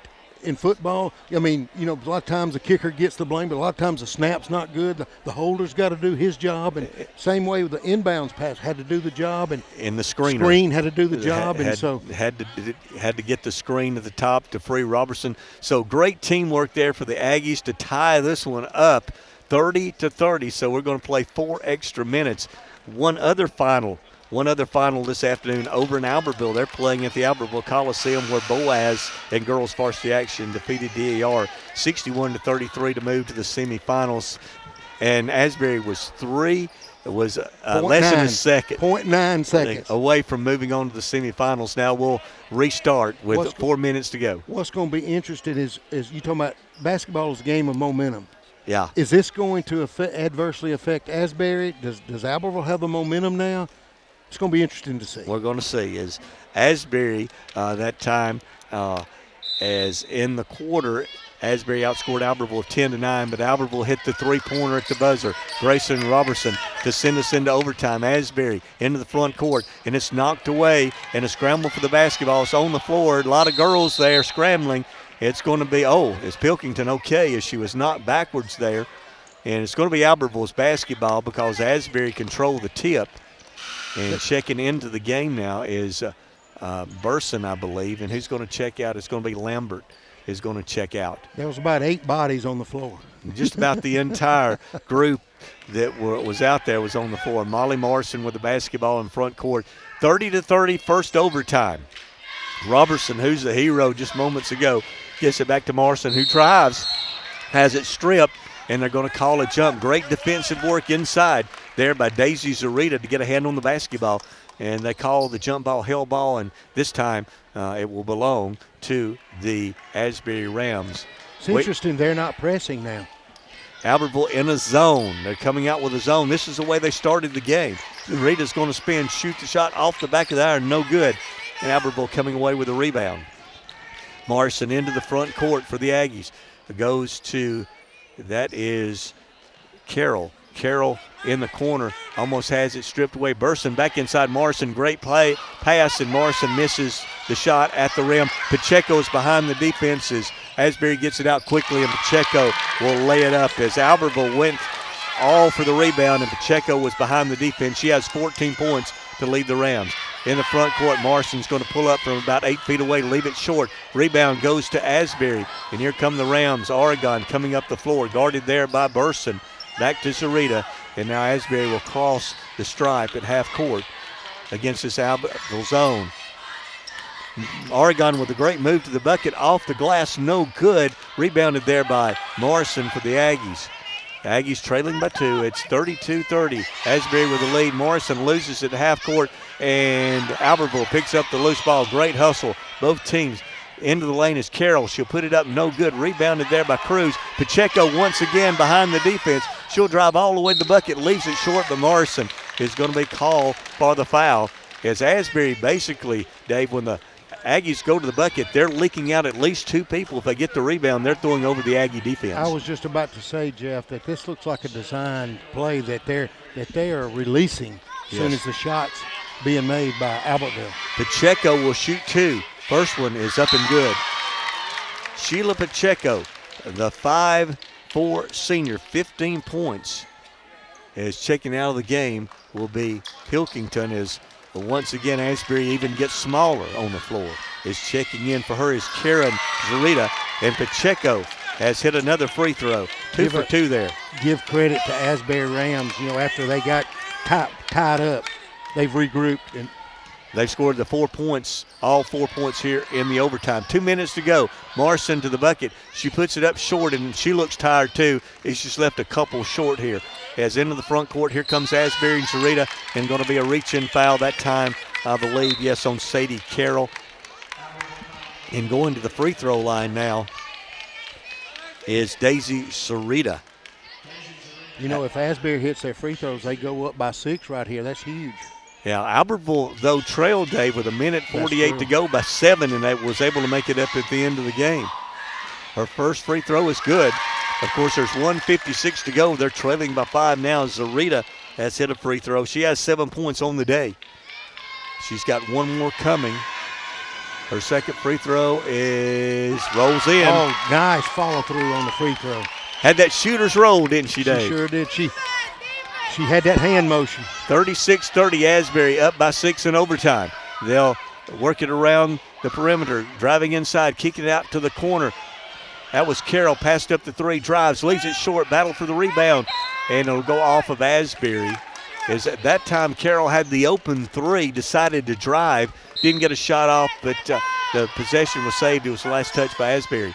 Albertville trying to get it in. They'll get it in. Driving to the basket is Robertson, and she misses a shot and then fouls Zarita, who made 2 just moments ago. You wonder sometimes if, of course, you give credit to Asbury, but you wonder if they had to claw back into this game at the end. Did they expend all of their energy for that? But you got to give Asbury credit coming out here, outscoring them 6-0. And Zarita at the line with 2 free throws coming up. The first one is good, as they have made 5 in a row now. 5 in a row. 5 in a row here in overtime. The second free throw by Zarita is good. She has 10 points. She's in double figures, and Asbury has the biggest lead of the day. They lead by 8 in overtime, 1:34 to go. As Carroll with the basketball in the corner, it goes to Gerald. Gerald looks inside. They're looking for Robertson. They go inside to Burson. Burson's turnaround shot is no good, off the glass, no good. And Zarita is there for the rebound, and they're going to throw it long. And it's not the play you needed to make. But Albertville, yes, they control it. That's Robertson again. The long 3 is no good. It's an air ball. It'll go out of bounds, and Asbury will have the basketball with 1:10 to go. And Daisy Zarita knows she made a bad pass moments ago. Coach Jones did not approve of that pass right there. That was an interception. And we got a whistle, and we got a foul. Or excuse me, we got a timeout. We'll take it with them. With 1:10 to go here in overtime, it's Asbury 38, Albertville 30. You're listening to the Marshall County Tournament on Power 107.5 FM. With gas prices and inflation at an all-time high, Alexander Ford understands it's tough out there. We do not want to be just some dealership, we want to be your dealership. For all your sales, parts, and service needs, we believe we can save you money. We have new inventory on the way, a fully stocked parts department, and an award-winning service department. Alexander Ford has been family owned and operated for over 50 years in Boaz. We want to be a part of your family. Since 1943, the Municipal Utilities Board has been meeting utility needs of the citizens of Albertville and surrounding areas. From keeping your home comfortable to providing necessary expansions and supporting industrial and commercial growth, MUB provides the utilities you rely on in your everyday life. Electricity, water, wastewater, all at a reasonable cost. MUB is committed to providing reliable service today and resources tomorrow. MUB is proud to be a supporter of this community channel broadcast. Supreme Courts is your ultimate local indoor facility for competition youth sports, training, and recreation activities. Home to Impact Basketball and Volleyball. Give Jonathan Hyde a call at 256-527-1051. We know you're looking for a reliable vehicle. Heading to work? Headed to play. Taking the grandkids to the beach. Every vehicle comes with a warranty for the length of the contract. And you get a Carfax with every purchase. We make everything easy, from the application to the approval or to the payments. We're not your ordinary buy here, pay here dealer. Hello, this is Maury Yancey, President of the Lake Guntersville Chamber of Commerce. The Chamber of Commerce staff, board, and membership proudly cheer the Wildcats on to victory. When you shop local, you are supporting the future of our young people. The commerce in this community helps provide the taxes to support our city schools. If you are not already a member of the Lake Guntersville Chamber of Commerce, give us a call or come by our office. Join one of the most active chambers in Alabama and one of the largest for a community our size. The Lake Guntersville Chamber of Commerce, cheering on the Wildcats.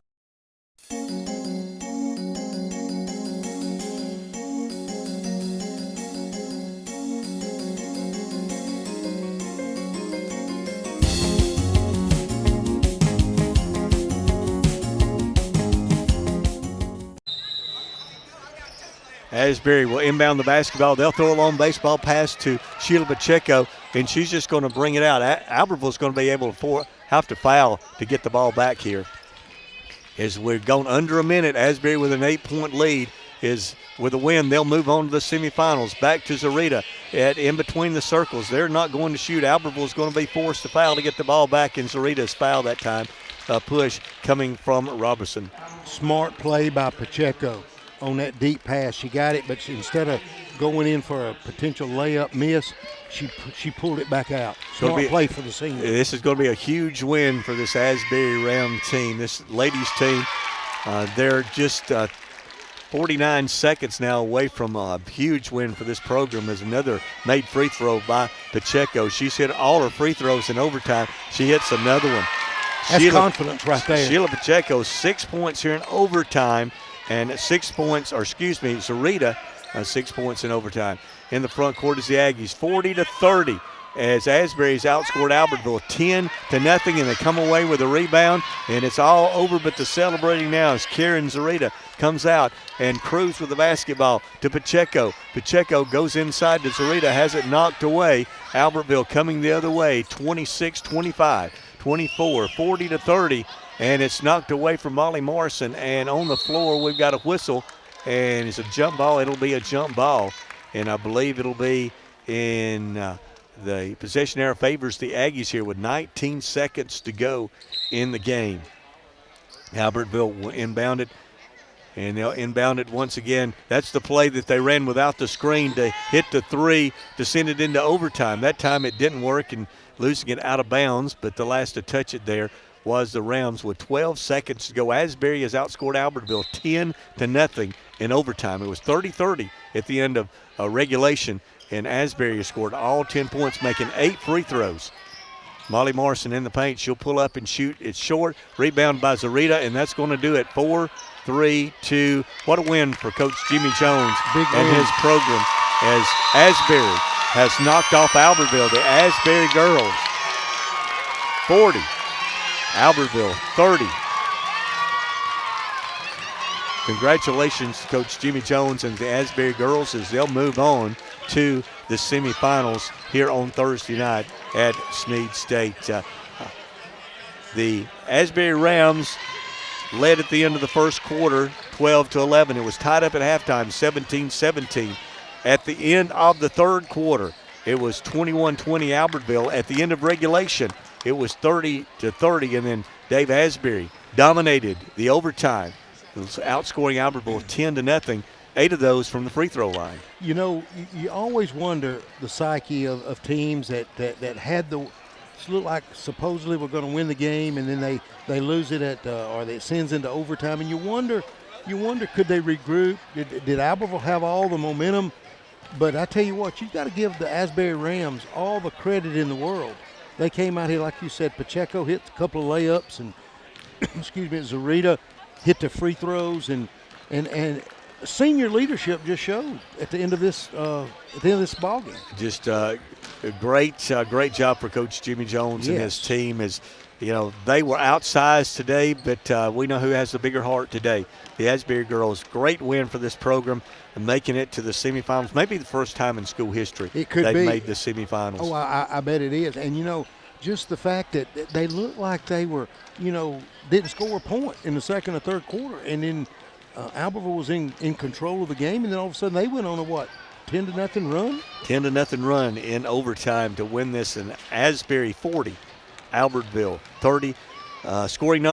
Horizon Communications' archives of local high school sports and school programs now spans decades and generations, covering multiple sports and programs. DVDs of these memorable events make the perfect gift for any occasion, and the cost is simple and affordable. The first game or program DVD is $20, the second game or program is $15, and then any others are only $10 each, all on their own individual DVD. Pre-1990 games converted from coaches' films are as low as $5 per game. We have hundreds of games from the late 50s on up. Give us a call at 256-582-7373, message us on Facebook, or email mharden@horizoncommunications.net to check the availability of your desired event. Let Horizon Communications help you with the gift of video to be treasured for a lifetime. Since 1992, Horizon Communications has brought you community channel programming. As we're preparing for another season of high school sports, we'd like to take this opportunity to thank our many loyal community-minded sponsors who've supported Horizon's local origination programming through the years. We encourage our local viewers to patronize our local sponsors and let them know how much you enjoy Horizon's community channel broadcast. For information on joining our team of Community Channel broadcast sponsors, give Mike Harden a call at 256-582-7373.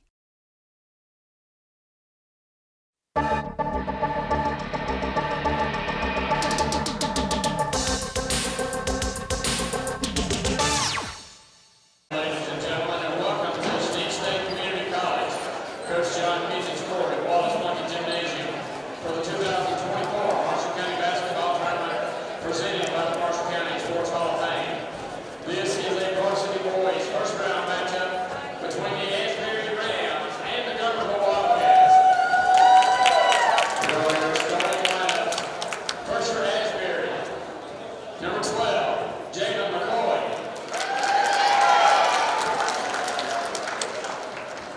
Number 14, Lucas White. Number 34, Caleb Gentry. Number 40, Landon Bethune. And number 42, Isaiah Black. The Rams are coached by Eli Jones.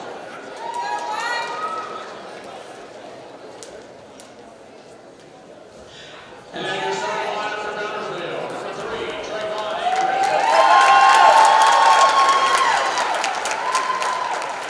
Number 10, Oakley Howell.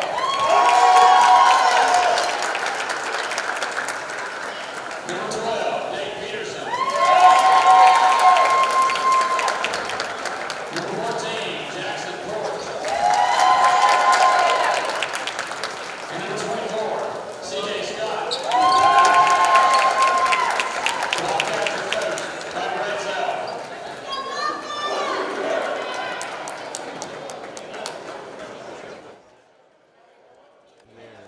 Red. They'll be the visitors as we get set for our second game of the day. If you're just joining us earlier today, it was Boaz in girls varsity action beating DAR 61-33. The Asbury girls in overtime beat Albertville 40-30. And at the end of the first quarter, it was DAR leading Brindley Mountain 21-9 in Albertville. And now we're set for our jump ball here at Wallace Plunkett Gymnasium as Trayvon Avery will jump here against Caleb, Isaiah Black, and it's controlled by Gunnersville. They'll have the first possession with C.J. Scott, and Asbury man-to-man. They'll kick it in the corner. That's Avery from the corner. The lefty's three, no good, and Asbury comes away with the first rebound of the day as Trayvon Avery was open in the corner. With the basketball is McCoy. McCoy will set the offense for the Asbury Rams as he's guarded there out front. Looks like a Porch there guarding him. Long jumper from the wing that time by Bethune, and coming away with the rebound is the Gunnersville Wildcats and Peterson. Peterson quickly into the front court. He'll pull up and he'll give it off to C.J. Scott, who will set the offense for Wildcats. Avery will give it to Porch. Porch running around a screen will give it back to Peterson.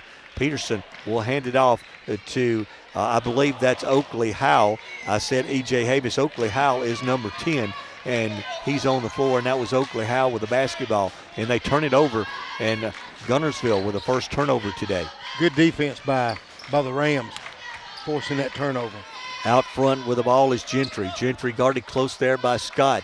As good man-to-man defense, almost a steal there at half court by Porch. Long jumper here by the Rams. Lucas White is no good. Coming away the rebound is Bethune, and he'll look in the corner to Gentry. Gentry has the pass stolen, and here comes Avery into the front court for the Gunnersville Wildcats. He'll kick it back out, have it knocked away. Good defense there by Caleb Gentry to deflect the pass and come up with a steal. And here in the front court comes Asbury to set their offense, and that's Javen McCoy, the sophomore. Two little lazy passes, one for each team, causing a turnover.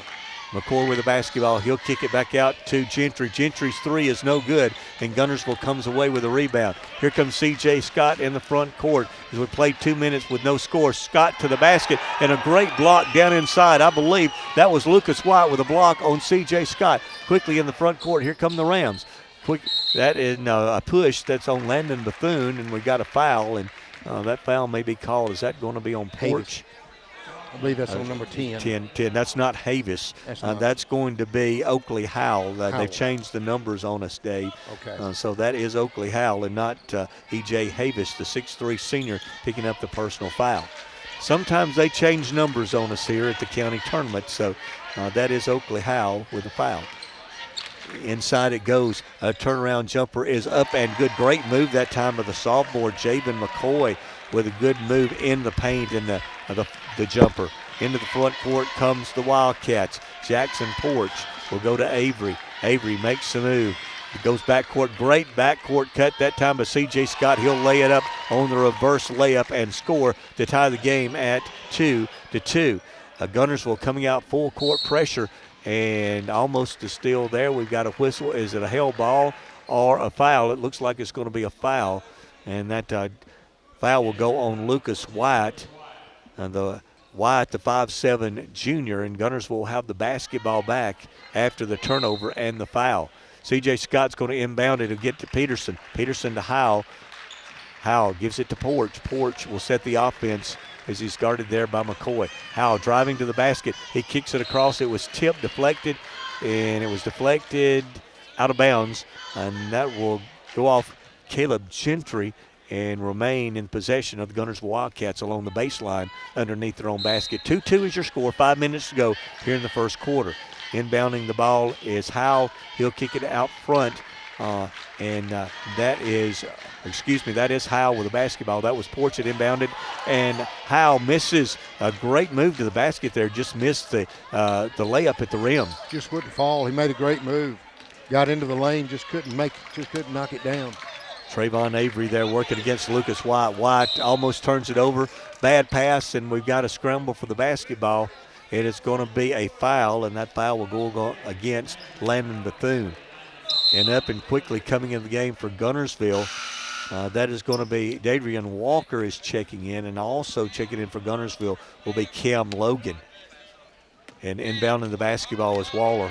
Waller will give it to Scott. Scott will set the offense here against man-to-man defense by the Rams. Inside it goes. This is Logan. He'll kick it back to Howell. Howell drives all the way to the bucket. The reverse layup this time is good. Great move, Oakley Howell, the senior, and gives Gunnersville the lead. Jump ball, it goes back to the Rams. Again, this Gunnersville pressure giving Asbury some problems after a made basket. 4-2 your score. As again, a steal by Gunnersville on the inbounds pass and a foul, and that will go against Gentry as they move to the basket. Great pressure here after made baskets by the Gunnersville Wildcats as the Rams struggling to get the ball up the floor. The Gunnersville quickness is really, they're like one step ahead of the Rams. C.J. Scott will shoot two. First one is up and good. 5-2, 4:20 to go, first quarter. The Gunnersville Wildcats leading the Asbury Rams. This is the second game of the day here at the Marshall County Basketball Tournament. And Scott's second free throw is off the front of the iron, no good, and it was last touched by Gunnersville and Cam Logan. And Asbury will have the basketball against this full court. They get to set up that full court pressure. Is again almost a turnover, and running it down in the corner and able to throw it off of, I believe that was Jackson Porch, but Lucas White able to throw it off Porch. That time almost another turnover, Dave, on this full court pressure. The Asbury, that is a turnover. And they, after the ball was tipped around, Asbury comes up with it, and they'll set their offense now. White to McCoy. McCoy and Coach Brent Self wants some pressure on the ball. Is Oakley Howell there. And here's White. 2-14s working against each other. Great move inside there. Tough shot that time by White. Great defensive play by Jackson Porch as Gunnersville comes the other way. Waller drives, has his shot partially blocked. There's contact there, and Dadrian Waller will go to the free throw line where he'll shoot a couple again, as that's already 3 team fouls on Gunnersville here. Asbury kind of bailed him out there because he was a little out of control going to the basket right there. Now, he did get hit, but that would have been a tough shot. I said 3 team fouls on Gunnersville. Actually, 3 team fouls on Asbury. Gunnersville back to the line, and Waller will miss that free throw. 5-2 is your score Asbury got the first 2 of the day, and Guntersville scored the next 5, and it's 5-2 with 3:46 to go first quarter. Waller in and out and back in. Adrian Waller's first point of the game. And got some blood maybe on the porch. Got a whistle. Got to come out of the game. Okay, so all right, to Jackson Porch checking out, and Braden Hosenbach will check in, the 5'11 junior. And Asbury gets, or excuse me, Guntersville gets a chance to set their press against this Asbury offense right now. 6-2 is your score. We're waiting for the officials to put it back in play, and there's a whistle. Here we go. As Gentry tries to inbound, it's having trouble as they can't get open. And we've got a 5-second call. No, we've got a timeout, and we'll take it with them. Timeout on the floor. It's Guntersville 6, Asbury 2. You're listening to the Marshall County Tournament on Power 107.5 FM. You'll like banking at People's Independent Bank and PIB Mortgage. Here, you'll receive a high level of personal service, a full array of accounts and services, a variety of mortgage loans, local loan decisions, and you will see active corporate citizenship throughout our footprint. Step up to true community banking at People's Independent Bank. www.pibonline.com. Member FDIC, Equal Housing Lender. NMLS number 466340. Congratulations to Buddy Bunch and his staff at Bunch Pharmacy as they were honored as the 2022 Health Mart National Pharmacy of the Year. As the Electric Board of Guntersville, we want you to know that we are your partner in the community, and we hope our commitment, character, and integrity shine through every time you meet us as we empower our community to be the best it can be. As the city of Guntersville continues to grow and prosper, your Guntersville Water Board keeps pace. For more information on the Guntersville Water Board, including fast and easy online bill payment, visit their informative website, gvillewater.com. Visit Boaz Discount Drugs and Johnson Hallmark in their new location just up the street on the corner of Highway 168 and Elizabeth Street in Boaz. Same helpful, friendly service with personal attention to each prescription. Boaz Discount Drugs is your prescription compounding specialist with custom medications to fit your needs. And Johnson's Hallmark is your source for all occasion cards and gift items. Marshall DeKalb Electric Cooperative is a proud supporter of our community and our local schools, academics, and athletics. Best of luck to all our local teams throughout the season. Our mission at Marshall DeKalb Electric Cooperative is to provide the most reliable electrical service at the lowest possible rate. We strive to achieve our mission with quality and reliable service and a commitment to our consumer needs. We want to be a beacon in each community that we serve. Here at Snead State Community College, 6-2 is the score. Guntersville leading Asbury. Coach Eli Jones getting a timeout. His team is struggling getting the ball in against this Guntersville pressure. As they get it to White. White to Gentry. He'll throw it across court. It's knocked away from Bethune. Driving all the way to the bucket that time is Isaiah Black. It's knocked away, and here comes Waller up the floor. Guntersville quickly into the front court. He'll stop, step through, shoot it up. No good. Rebounded there by Black. It was a good move that time by Waller. Just couldn't connect. And into the front court, here comes the Asbury Rams. McCoy with the basketball between the circles. He'll take a long three. It's no good. And coming away with a rebound is Waller. He'll run it down in the corner and get it to C.J. Scott. C.J. into the front court. He'll spin, get it in the corner. Hosenbach will not take the three. Dribbles out into the paint. Kicks it underneath to Logan. Logan steps through and shoots it over the rim and in. Great pass. Great move inside Cam Logan, his first two. Good pass. Good entrance. Pass into the lane. 8-2 your score, and a long three here from Asbury is up and good right here in front of us. Caleb Gentry hitting the first three of the day for the Rams. Waller back the other way, has his three partially blocked. Hosenbach runs it down in the paint. He's trapped there, and we got a whistle and a foul on the floor, and I believe that will go against 14 for the Asbury Rams, and that's Lucas White, the 5'7" junior, and that is the 5th team foul. So on the next foul here in the first quarter, that is 5, and that is what I thought. It is the 5th team foul, so we'll have free throws. 2 free throws here, so that's 15 foul here on Asbury.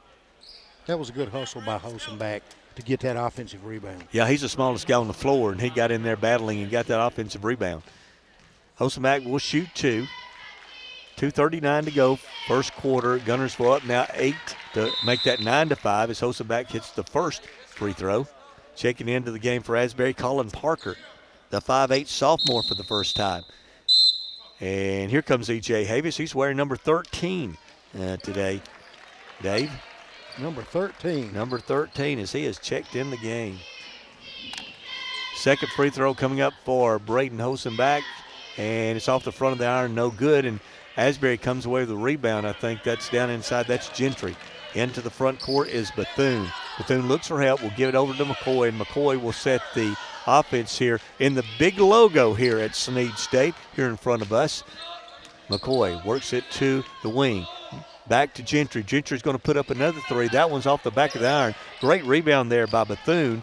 Bethune's going to lob it down inside to Gentry. Gets it back to McCoy. Great cut. McCoy couldn't finish. Rebound down inside is Black, and he has it stripped away, but there's a whistle.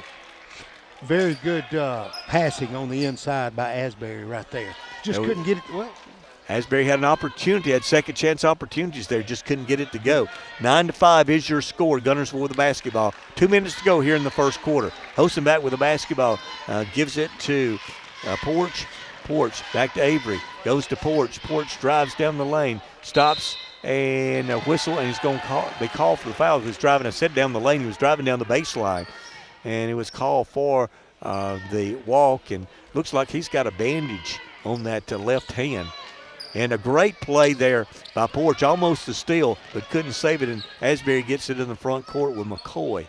McCoy's going to set the offense, guarded there by E.J. Havis, who checked in off the bench just a few moments ago for Guntersville.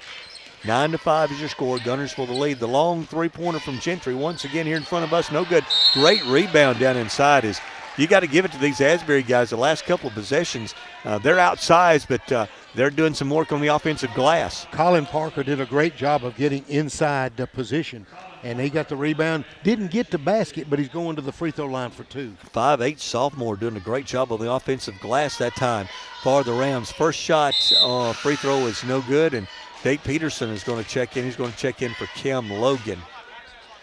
And he's got one more shot coming up. That's Colin Parker, who checked in off the bench for Asbury a few moments ago. He misses both, and Dave Peterson, who checked back in the game, comes away with a Guntersville rebound. Trayvon Avery into the front court to Peterson. Peterson moves into the paint, spins, puts up a shot. It's no good. We've got contact there, no whistle. Coach Jones wanted a foul, then we've got a push, and that's going to be a foul on Guntersville. On Asbury is that one was Colin Parker away from the ball. I saw that one. That was just a push to E.J. Havis. And Havis is going to go. Is that going to be a player control offensive foul, I guess? So that won't be shots coming up. As Guntersville inbounded along the baseline, and that'll be Jackson Porch inbounding the ball. Porch to inbound the basketball underneath the bucket. He'll get it into Peterson. Peterson back to Hosenbach, who's getting instruction from Coach Self here by us to Porch. Porch with the offense going back to Hosenbach, back to Avery, to Havis. No, he don't hand it off to Havis. He goes all the way to the bucket, goes in the corner. And great pass inside to Dave Peterson, up and good. What a great wraparound pass that time. Peterson, good hands, and gets the bucket. Good pass, good entry pass, good hands, like you said, and stuck it in. Good offense. McCoy in the front court, and the ball is deflected away there by E.J. Havis on the pass. It'll remain with the Asbury Rams with 46 seconds to go in the first quarter. Guntersville up 11-5, and Havis is going to tip that, almost come up with a steal, but saved there by Bethune. He'll drive, pull up at the free throw line. He'll take the shot and score. Good play that time, Landon Bethune.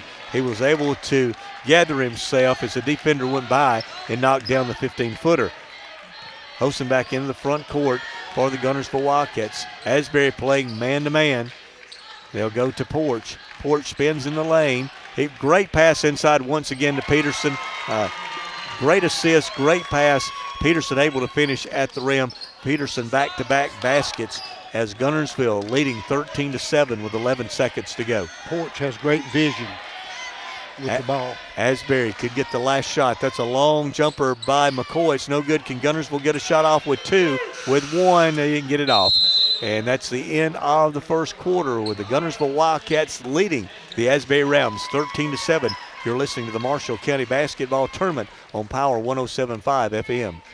Hey folks, Mark Bricky, Sand Mountain Toyota. Back in 2006 when we started, little do we know we'd grow into one of the top Toyota dealerships in the South. On our 17th anniversary, we want to thank our customers and community for your continued support. We want to thank you for trusting us with your new and pre-owned automotive needs and for keeping your vehicles serviced and maintained. Thank you. Thank you. Thank you. Thank you. It has been our greatest honor being your dealership and part of this community, but more importantly, your friend. That's why at Sand Mountain Toyota, we're more than a dealership. Since 1952, Wilkes Tire and Battery Service has been the place to take your vehicle for service you can trust. Our family takes pride in carrying on the tradition of providing great service, working with integrity, and giving back to the community. For tires, batteries, auto services, and more, choose the people you can trust. With 10 locations to serve you, including Albertville and Gunnersville, at Wilkes Tire and Battery Service, we get you started and keep you going. Screwdriver. Screwdriver. Pliers. Pliers.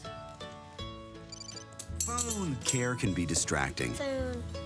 That's why our new Whirlpool Smart Range lets you care smarter with control from anywhere. So life doesn't revolve around your range. Give me that Phillips screwdriver, would you, kiddo? Every day, care. Whirlpool. Your local source for Whirlpool products and service is Bond's Appliance in Gunnersville. Your local Foodland Market. Your store for everyday low prices and weekly specials with savings on every aisle and friendly customer service throughout the store. We sell only the best USDA inspected meats. Our trained meat cutters offer fresh cut meats to your specification. Our fruits and vegetables are always fresh, quality and variety you deserve every day. Your local Foodland Market, where savings plus service plus selection equals satisfaction. Back inside at Snead State Community College over at Albertville's Coliseum. Second game over there at halftime. It's DAR leading Brindley Mountain 42-24. We're starting the second quarter here, and Asbury will have the first possession as the Rams trail by 6, 13-7. They'll work it around. At top of the key, that is Parker. Parker back to McCoy. He steps through the double team, pulls up at the free throw line. Nice shot, no good. Peterson with the rebound. There's a run out as Porch was ahead of the defense, and he'll lay it up and in. Great play that time as Porch leaked out, and they were able to get a run out and an easy bucket. 15-7 Gunnersville with the lead. McCoy with the basketball. Man-to-man defense here by the Wildcats to start the second quarter. As McCoy looking for some help, he'll get it on the wing to Bethune. Bethune moves against Porch. He'll pull up, spin at the baseline, and Porch blocks it. Great play there, Jackson Porch. He jumps into Porch that time, and Dave Peterson comes away with a rebound. Tough rebound down inside. He'll get it to Avery. Avery down inside, spins against defense that time by McCoy, and lays it up and in. So Gunnersville opens the quarter with a couple of easy baskets, couple of layups to start the quarter. McCoy into the front court for the Asbury Rams. Man-to-man Gunnersville defense as McCoy dribbles to the right. Stepping out that time was Gentry. McCoy looks to make a move, has it stripped away, and here comes Gunnersville. And McCoy going after the loose ball is going to be called for the foul as C.J. Scott had come up with it, and McCoy commits the foul. Frustration foul. He made the turnover, and then, hey, Gunnersville's come out here on a little run right here. I wouldn't be surprised if they call timeout after this if they score a couple more baskets, because they've got to stop the bleeding here. 17-7 is your score. Gunnersville's biggest lead of the day. They lead by 10. C.J. Scott drives, and we got a whistle, and a holding foul is going to be called on Asbury. That's going to be Colin Parker, and Parker's going to pick up his second. That's already 2 fouls. We played a minute and a half here. Gunnersville got in the bonus in the first quarter. The way Asbury is right now, it looks like they may be headed that way again. There's 2 quick fouls here in the quarter. 17-7, 6:30 to go until halftime. C.J. Scott with the basketball. He looks back door to Howe. Driving is Scott. He has that one blocked away. Nice play down inside. I believe that was Parker doing a good job defensively against the taller C.J. Scott. They'll inbound it to Dave Peterson. Oakley Howell with the ball. They go inside, and great pass that time as Howell was able to connect with Trayvon Avery, and another easy bucket is Avery coming out here with 2 quick buckets, both underneath the basket. Good interior passing and cuts by the Gunnersville offense. 19-7, Asbury with a miss, and then the rebound and putback that time down inside. Caleb Gentry, he has 5 points now. 19-9 is your score. C.J. Scott in the front court with the basketball. Looks for Trayvon Avery, goes to Date Peterson.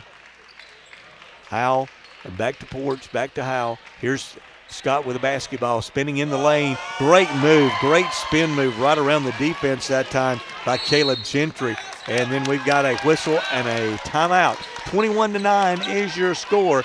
5:32 to go here until halftime. You're listening to the Marshall County Tournament on Powell 107.5 FM. Lake Gunnersville Pool and Spas is your home for custom pool design and construction, along with service, sales, and repair. They're also your authorized dealer for Bullfrog Spas and Swim Spas.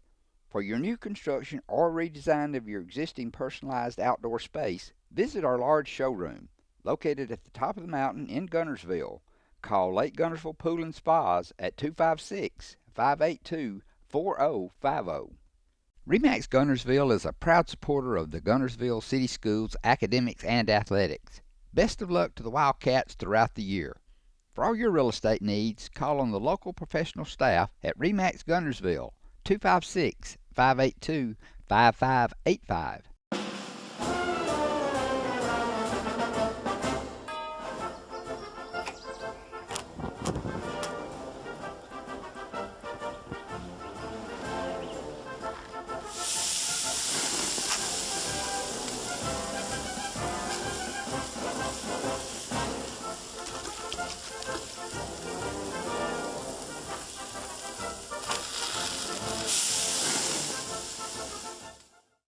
Marshall County Gas is a proud supporter of this community channel broadcast. Remember, gas does it better naturally. Steve and Marilyn Murphy invite you to visit Harrelson Drugs. In addition to being your trusted healthcare resource, Harrelson carries a great selection of gifts and collectibles. You'll find aisles of the most popular names and brands suitable for any occasion. They're also your source for customized invitations and printing. You'll always find an all-occasion card to say exactly what you're feeling. Harrelson's also carries convenience groceries from the shelf and from the cooler. Harrelson Drugs on the corner of Olbrich and Patterson in Gunnersville. First Baptist Church of Gunnersville is another proud supporter of Gunnersville High School. Best of luck to the Wildcats throughout the seasons. 6-0, they've outscored Asbury 6-2. They lead 21-9 as Asbury getting the timeout now against full court Gunnersville pressure. Now turn it over again. And that's not what you want if you're Coach Eli Jones. You call a timeout and then you come out and on the first pass you throw it out of bounds and give Gunnersville another opportunity quickly here. This pressure is really getting next to Asbury. They'll inbound it to Scott. Scott with a basketball, gives it to Peterson. Peterson around to the right wing, looks underneath to Avery. He's looking for help now. Looks down inside, goes across court. Long jumper there by Oakley Howell, and he'll knock it down. His first tray of the day, Oakley Howell with 5, and Gunnersville has their biggest lead, 24-19. They lead by 15. Asbury quickly into the front court. They'll go inside. Avery knocks it away, and I think he's going to kick it, and it's going to go back to the Asbury Rams. Couple of big possessions now as Gunnersville's pretty much controlled this second quarter. Asbury needs a good possession here, and checking back into the game for Coach Jones here is McCoy, and checking out will be Colin Parker. That was a tough pass right there. He threw it at his players' feet. It's hard to catch a pass at your feet. McCoy inbounds it. He'll get it to Bethune. Bethune to Gentry. Gentry back to McCoy. As now they'll set their offense. They need a bucket. 24-9, 4:52 to go second quarter. Step through there by McCoy. And long three is good. Good defense that time by Avery, but that was Gentry knocking down another three. That's his second three of the day. He has 8 points, and it's 24-12 now as Gunnersville leads Asbury. Oakley Howell, that's Porch with the basketball. Great move inside by Hosenbach. Just left that one short, and Asbury comes up with the rebound and quickly down the floor. Bethune now is going to take a long three. It's off the back of the iron, and going up high is Dave Peterson, who's done a good job on the defensive glass. Trayvon Avery stepping through on the fast break, misses it. It's tip once, tip twice, and now the Rams come away with the rebound. Yeah, that was a big series right there. They didn't convert. This is a big series down the court right here for Asbury. All right, McCoy's going to settle it down as Coach Jones calling the plays. He's got the ball on his hip here at half court, directing the offense for the Asbury Rams. 24-12. We're under 4 minutes to go here in the first half, and great play that time. Jackson Porch stepping through and thought about dunking it and then missed the layup. He sure did. He wanted to dunk it, and it just slipped off his hands and didn't score. A great defensive play, and he steals it again. Let's see what he does this time. He's going to lay it up, Dave. Same play, made a great steal. Tried to dunk it the first time, missed it, but that time he laid it up and in. Quickly back the other way as the Asbury Rams a spin off the glass. Good. Great move that time by Asbury's Lucas White to get his first bucket of the day. Braden Hosenbach going down the baseline this time. He left it short the last time, didn't leave it short that time, and he has his first bucket of the day. 3 points on the day for Hosenbach as the tempo of the game is picked up rather quickly the last couple of minutes. 28-14. Guntersville has led by 15. Their lead is 14 now with 2:52 to go. McCoy with the ball. He'll go to Bethune. That's Gentry with the basketball. Guarded there closely by Oakley Howell. Back to the top of the key now. Bethune working against Hosenbach. He'll drive, put it up. We got a whistle. And is it a foul away from the ball? I think Oakley pushed. And it's going to be 2 shots. It's going to be a foul on Braden Hosenbach, it looks back, will be the call, as it looks like wholesale changes for both teams. We got a timeout. Yes. Timeout on the floor. So we'll take a timeout on the floor. It's Guntersville 28, Asbury 14. You're listening to the Marshall County Tournament on Power 107.5 FM. It is a well-known fact. People like to do business with people they know and trust, and that is exactly what you'll find at Team One Nissan in Albertville. Hometown people with good, honest deals. Community-focused. Check us out. Family-owned and operated Discount Building Supply in Warrenton is a whole lot more than building supplies and hardware. Stop by and browse their 130,000 square foot home center. You'll find popular smoker grills with supplies and seasonings, family outing and tailgate supplies, Yeti coolers, outdoor and hunting apparel, landscape management supplies, boathouse products, and everything to beautify your outdoor living space. Discount Building Supply and Home Center. 3 generations of the Walker family proudly serving your family. People's Bank is my go-to place for banking. When you deal with People's, their goal is your success. Here at People's Bank, it's more about a relationship. I know my bankers, and I've got their cell numbers. I just call them. If we had been with a larger bank, we would have just been a number. We're supported 100% by People's Bank. They're our neighbor, they're our friends. We're part of this community. I went to People's Bank because I knew they were going to take care of me. People's Bank treat us like we're the most important client they have. At Piggly Wiggly, we work hard to deliver the very best to you and your family. We offer only the top quality Black Canyon Angus beef, Swift natural fresh pork, grade A Kegel fresh chicken, smoked, processed, and frozen meat items. One of the most popular promotions at Piggly Wiggly is our Pick 5 meat program. Purchase a single pack of meat and pay our everyday low price, or purchase 5 packages marked with the bright red Pick 5 label for just $19.99. You get the best of both worlds, great quality meats and a super low price. You'll always find low prices throughout Piggly Wiggly.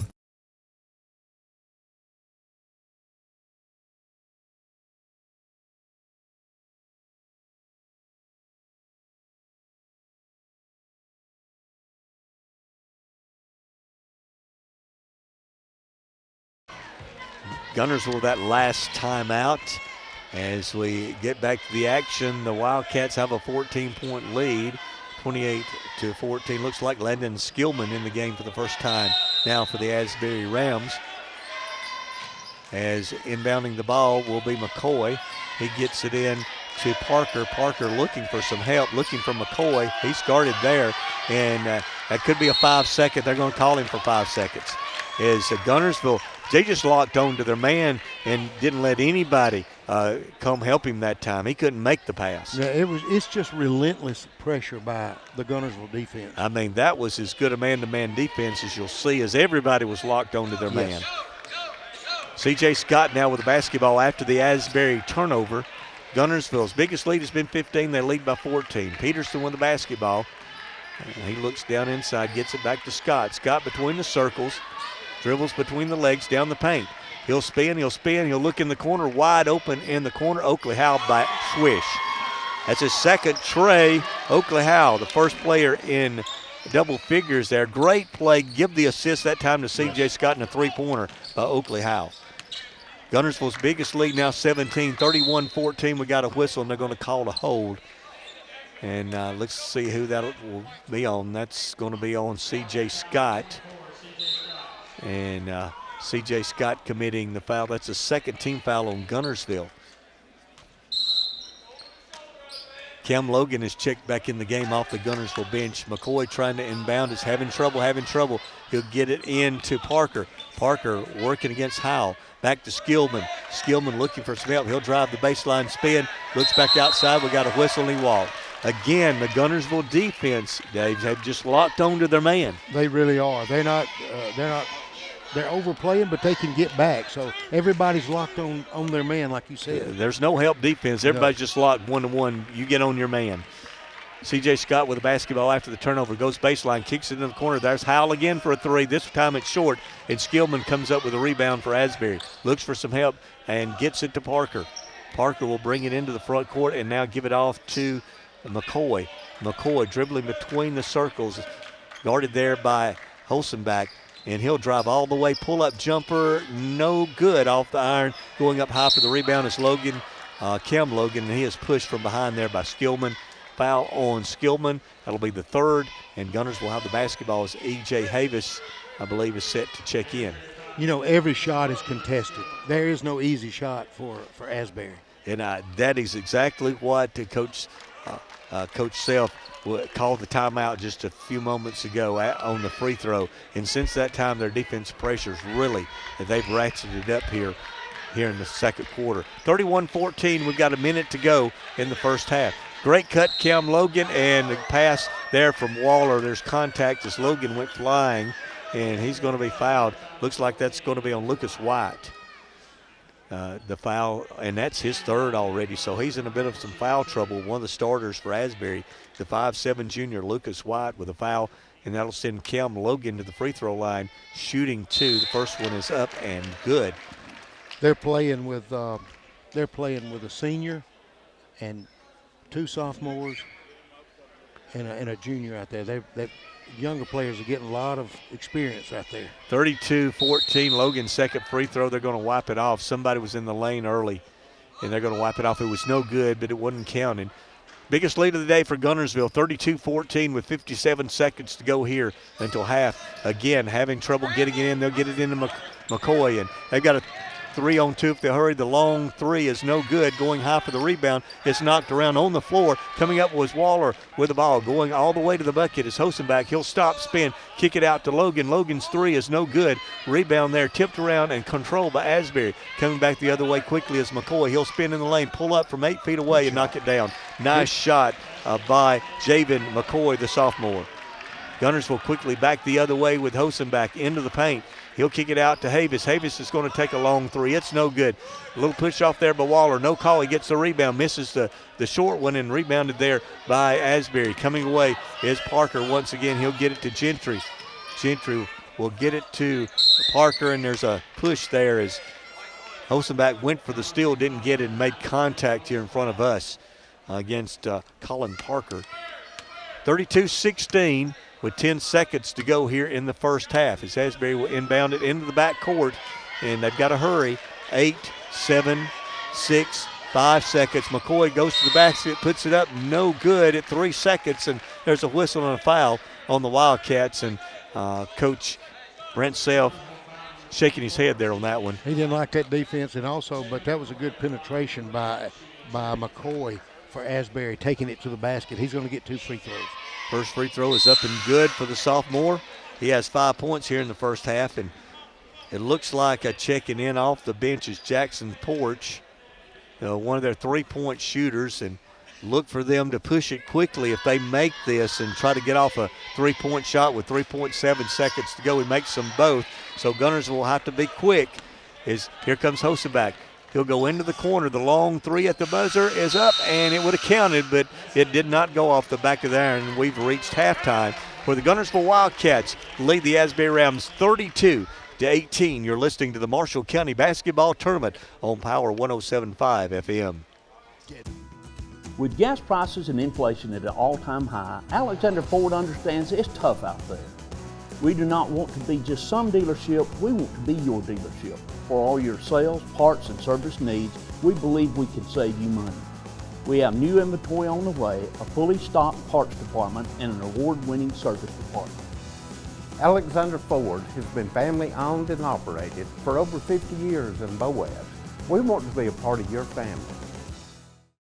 Since 1943, the Municipal Utilities Board has been meeting utility needs of the citizens of Albertville and surrounding areas. From keeping your home comfortable to providing necessary expansions and supporting industrial and commercial growth, MUB provides the utilities you rely on in your everyday life. Electricity, water, wastewater, all at a reasonable cost.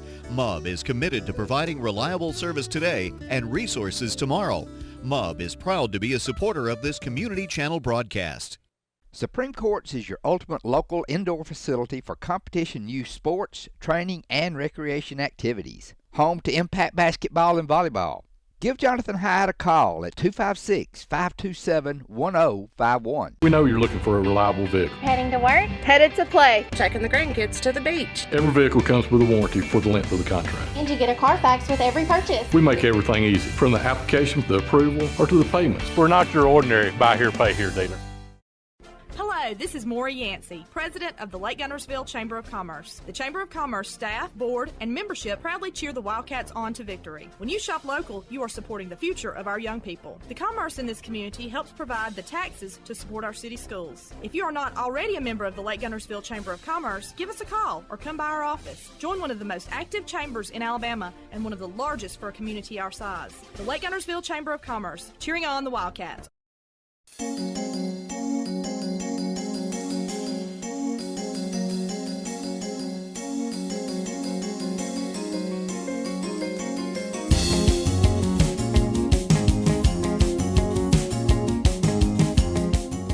Into Snead State Community College, Wallace Plunkett Gymnasium. We're set to start our second half of Game 2 this afternoon. The Gunnersville Wildcats have a 32-18 lead here at halftime, led by Oakley Howell with 10 points, 8 points for Caleb Gentry. If you're just joining us, earlier today here at Snead, it was Asbury girls defeating Albertville 40-30 in overtime.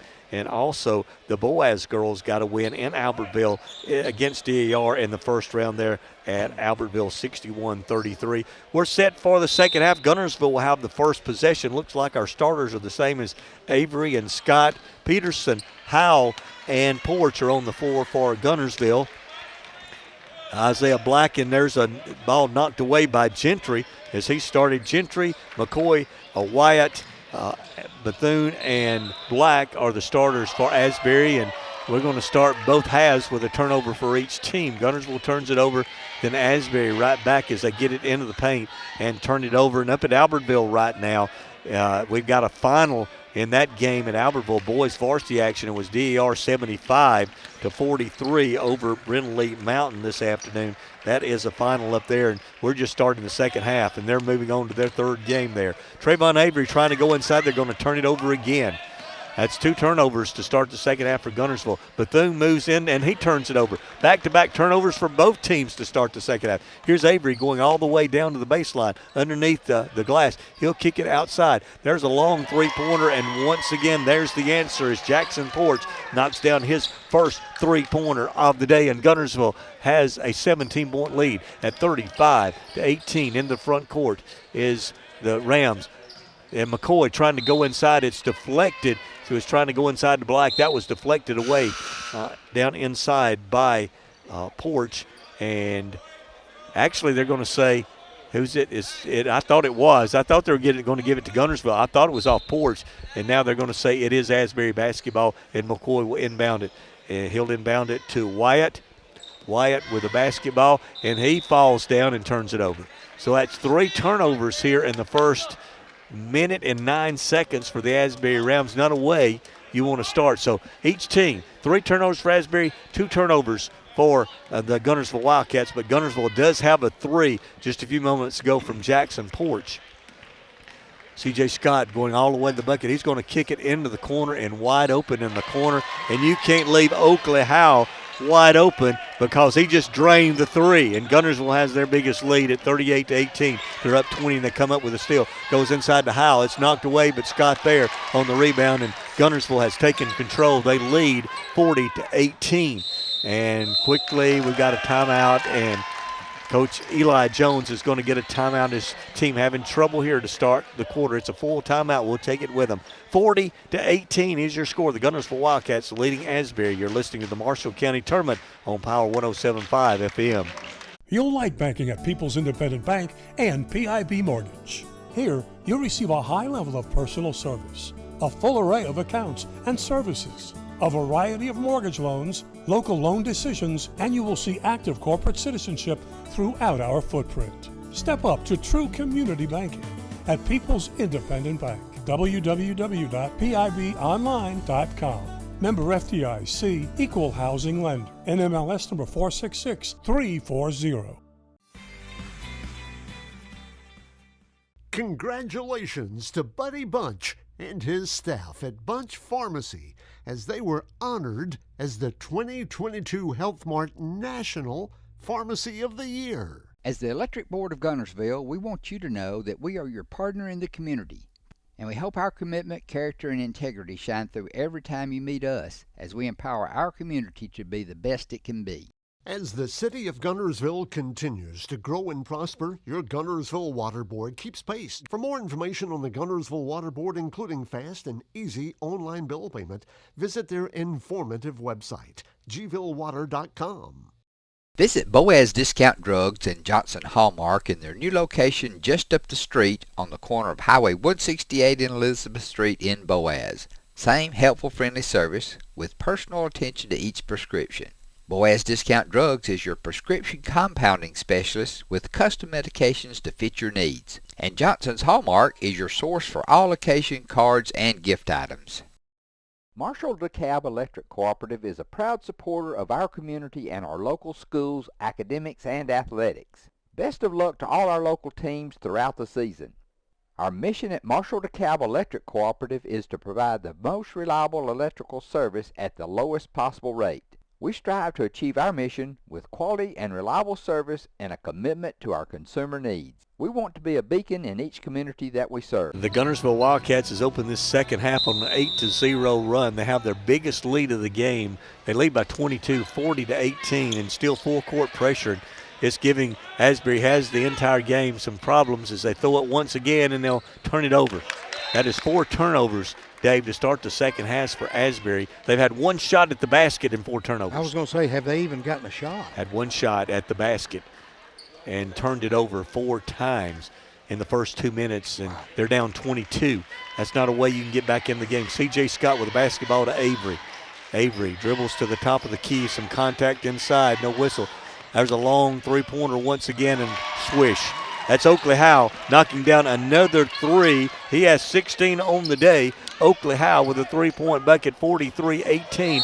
And we've got a whistle, and we've got a foul, and count the bucket as Peterson trying to draw the charge that time as they got it quickly, beat the press, got a 2-on-1 opportunity, Dave. That's one of the first times we've seen him with a 2-on-1 opportunity today and beating the press. Yes, they converted it nicely, and he's going to go to the free throw line to try to complete the 3-point play. And did not get it. Did not do it, but the rebound there by Gentry is blocked by Scott, and he'll get it to Avery. Great athletic play there by Scott to get it to Avery. He gets it to Peterson. Peterson drives to the bucket. He's mugged, and he'll go to the line, but that's a way you keep the guy from getting a layup. Yes, he was not going to hit that layup. The Asbury, a good hard foul that time. Nothing intentional about that. Well, I guess it was intentional. Not flagrant. Not flagrant. That's what I meant. Yeah, not flagrant. It's 42. Is going to pick up the foul for Asbury. That's Isaiah Black. Thank you for your wording. I need some help sometimes. I need a lot of help most times. I can say something good about every 6 months. The first shot is up and no good for Peterson, and kind of hard to see around Coach Self and two players here, but is there right in front of me. But Peterson's second free throw rolls around and falls through, and Guntersville leads 44-20, and Dave Peterson now has 5 points on the day.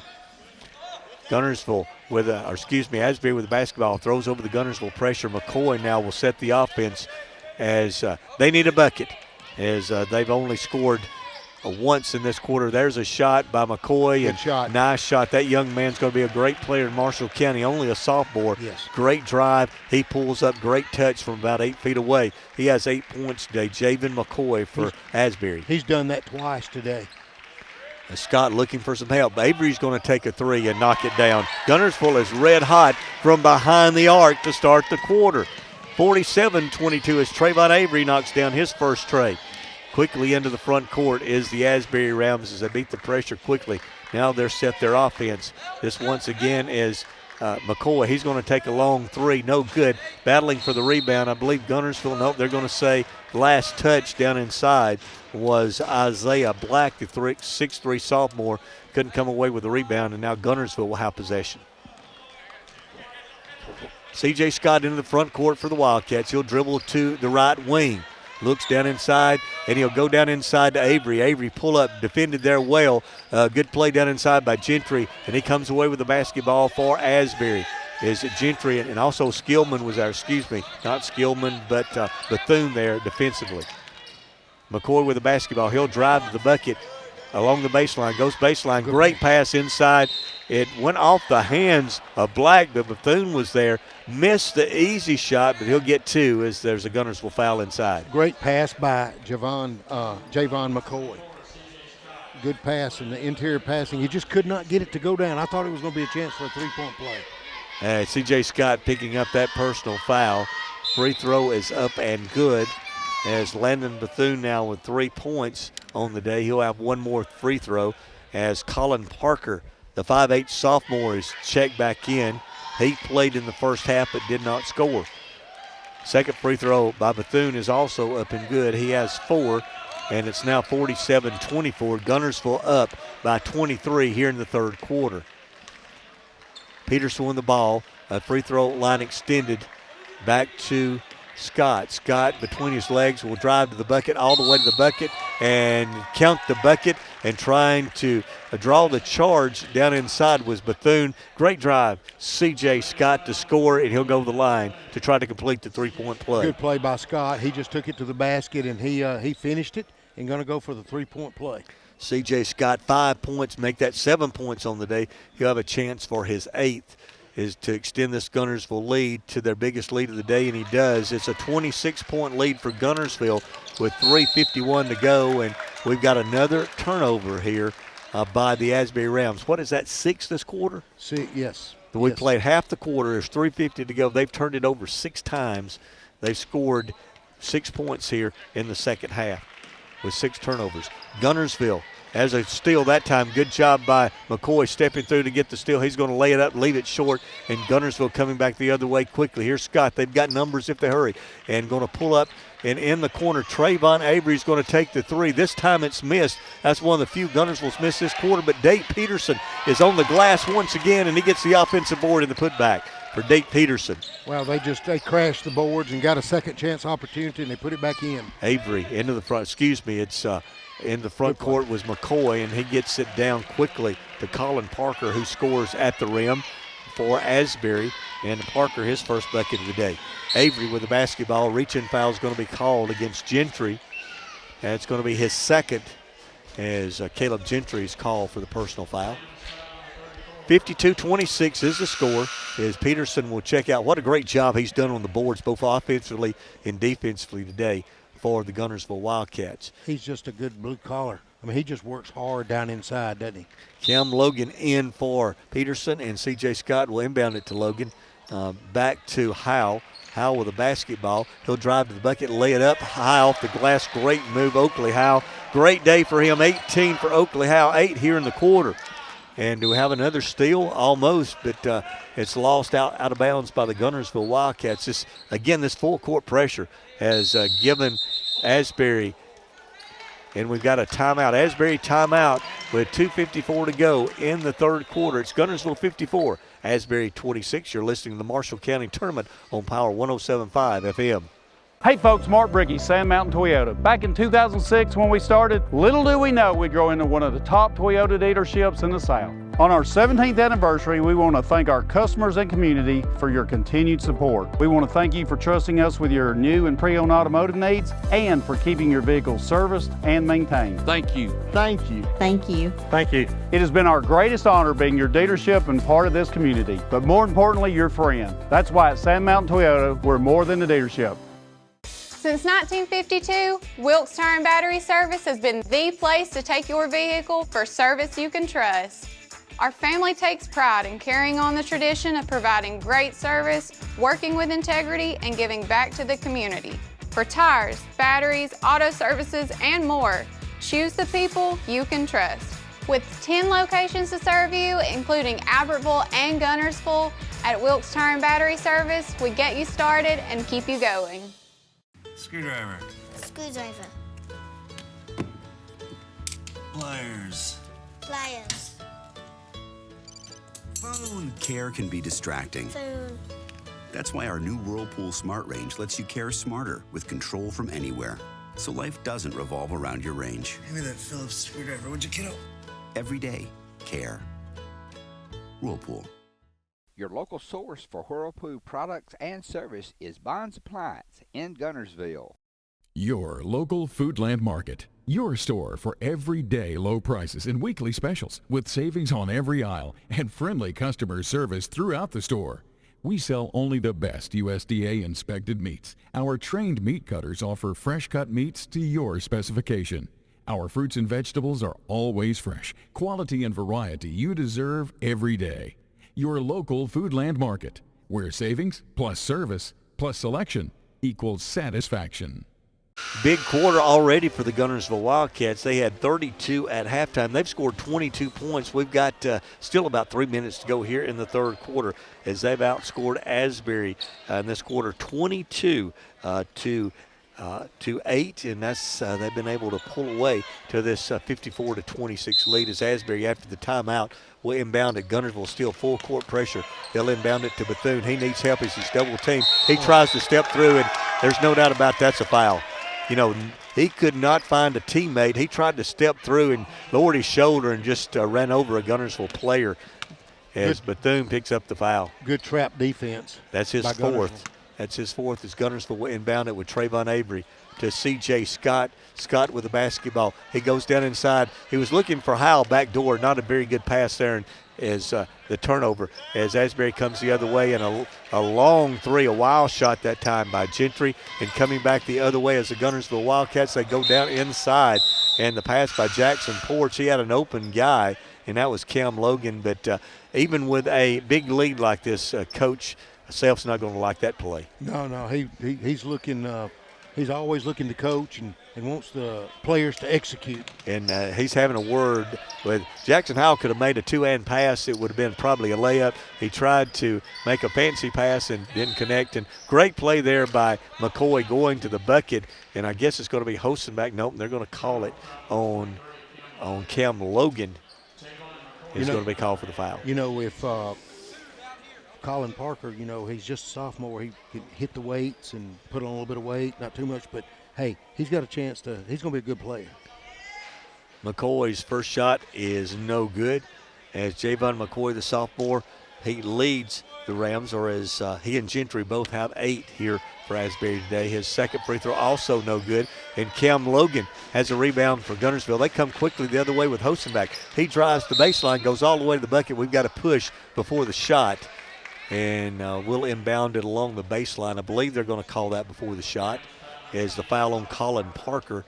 And, yes, Gunners will inbound along the baseline underneath their bucket. That was a push. He did not deny the baseline, and he pushed him before he went up for the shot. But Oh, no, they're going to call. Oh, that's the fifth. That's the fifth That foul. is the fifth foul that time. So Hosenback will be shooting free throws. He had 1 point in the first half. He had a free throw in the first half. First free throw is off the back of the iron, no good. He's got one more coming. We don't have any more of that 1-and-1 in high school basketball, Dave. It's a two-shot foul once you get to 5 1/4. 1-and-1 is history. That was very new to me doing ball games this year for the first time with that new rule. He misses both, and now Asbury has the basketball, and McCoy, he'll slip a pass. Great pass that time, and a good finish that time. Colin Parker, who has 4, but give the assist to Javon McCoy. C.J. Scott the other way, some contact, no foul. Goes to Hosenbach in the corner. Waller drives the baseline. He tries to get it to Logan, tipped away, and Asbury comes away with the turnover. McCoy into the front court all the way to the bucket. He's going to lay it up and miss. Battle for the rebound, and Guntersville comes away. Here's Scott, 2-on-1 fast break. He'll go to Waller. Waller back to Scott, ran it perfectly, and the score, and Guntersville wants a timeout. As a great play that time down inside Trayvon Waller, and they lead 56-28 with 1:38 to go. We'll take a timeout. You're listening to the Marshall County Tournament on Power 107.5 FM. Lake Guntersville Pool and Spas is your home for custom pool design and construction, along with service, sales, and repair. They're also your authorized dealer for Bullfrog Spas and Swim Spas. For your new construction or redesign of your existing personalized outdoor space, visit our large showroom, located at the top of the mountain in Guntersville. Call Lake Guntersville Pool and Spas at 256-582-4050.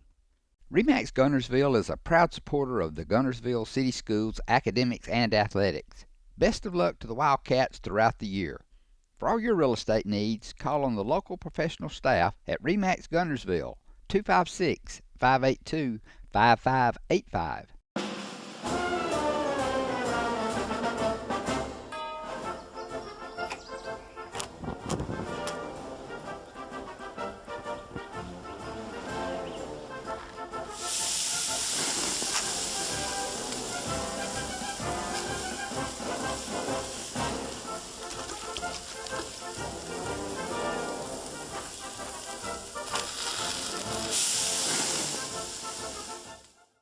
Marshall County Gas is a proud supporter of this community channel broadcast. Remember, gas does it better naturally.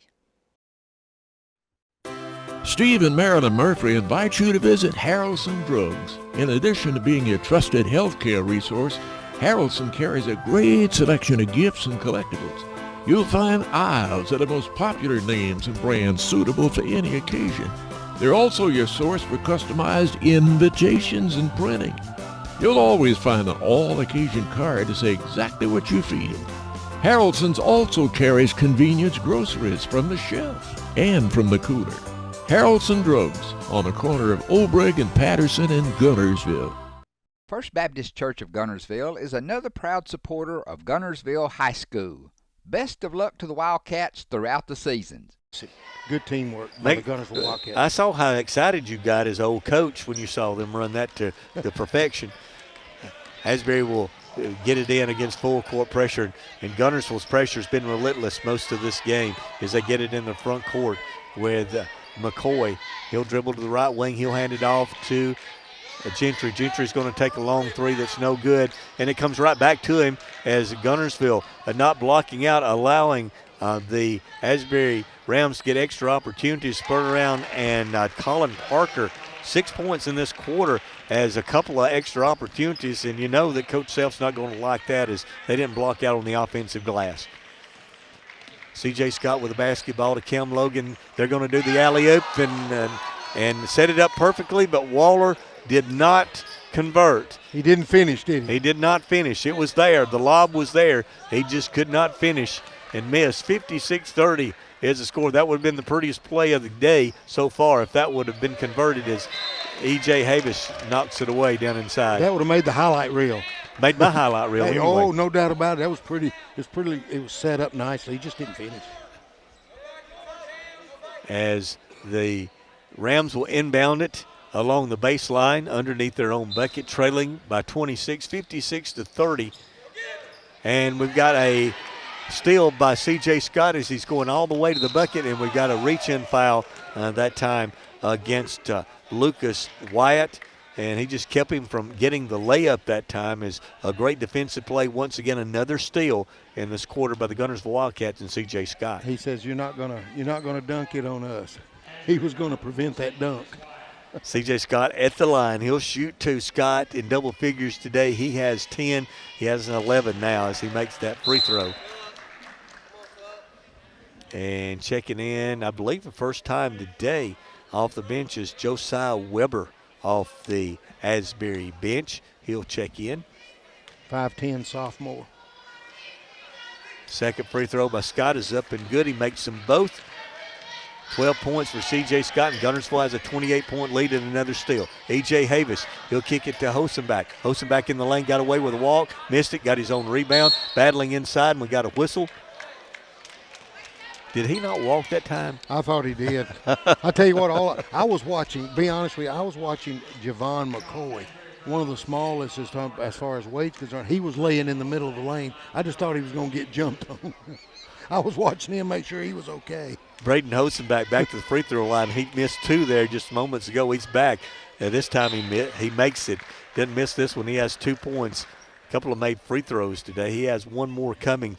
59-30 with 26 seconds to go. And looks like checking in is Caleb Cobb's going to check in on this made free throw, but he missed. Hosenbach gets the tip off the rebound.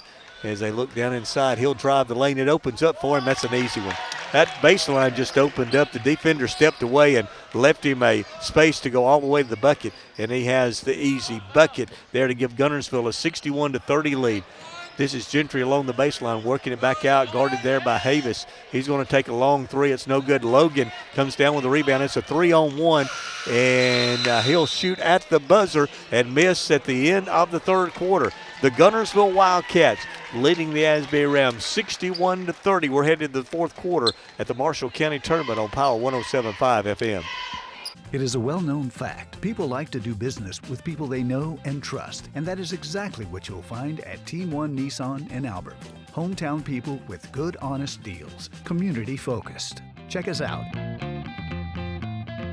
Family-owned and operated Discount Building Supply in Warrenton is a whole lot more than building supplies and hardware. Stop by and browse their 130,000 square foot home center. You'll find popular smoker grills with supplies and seasonings, family outing and tailgate supplies, Yeti coolers, outdoor and hunting apparel, landscape management supplies, boathouse products, and everything to beautify your outdoor living space.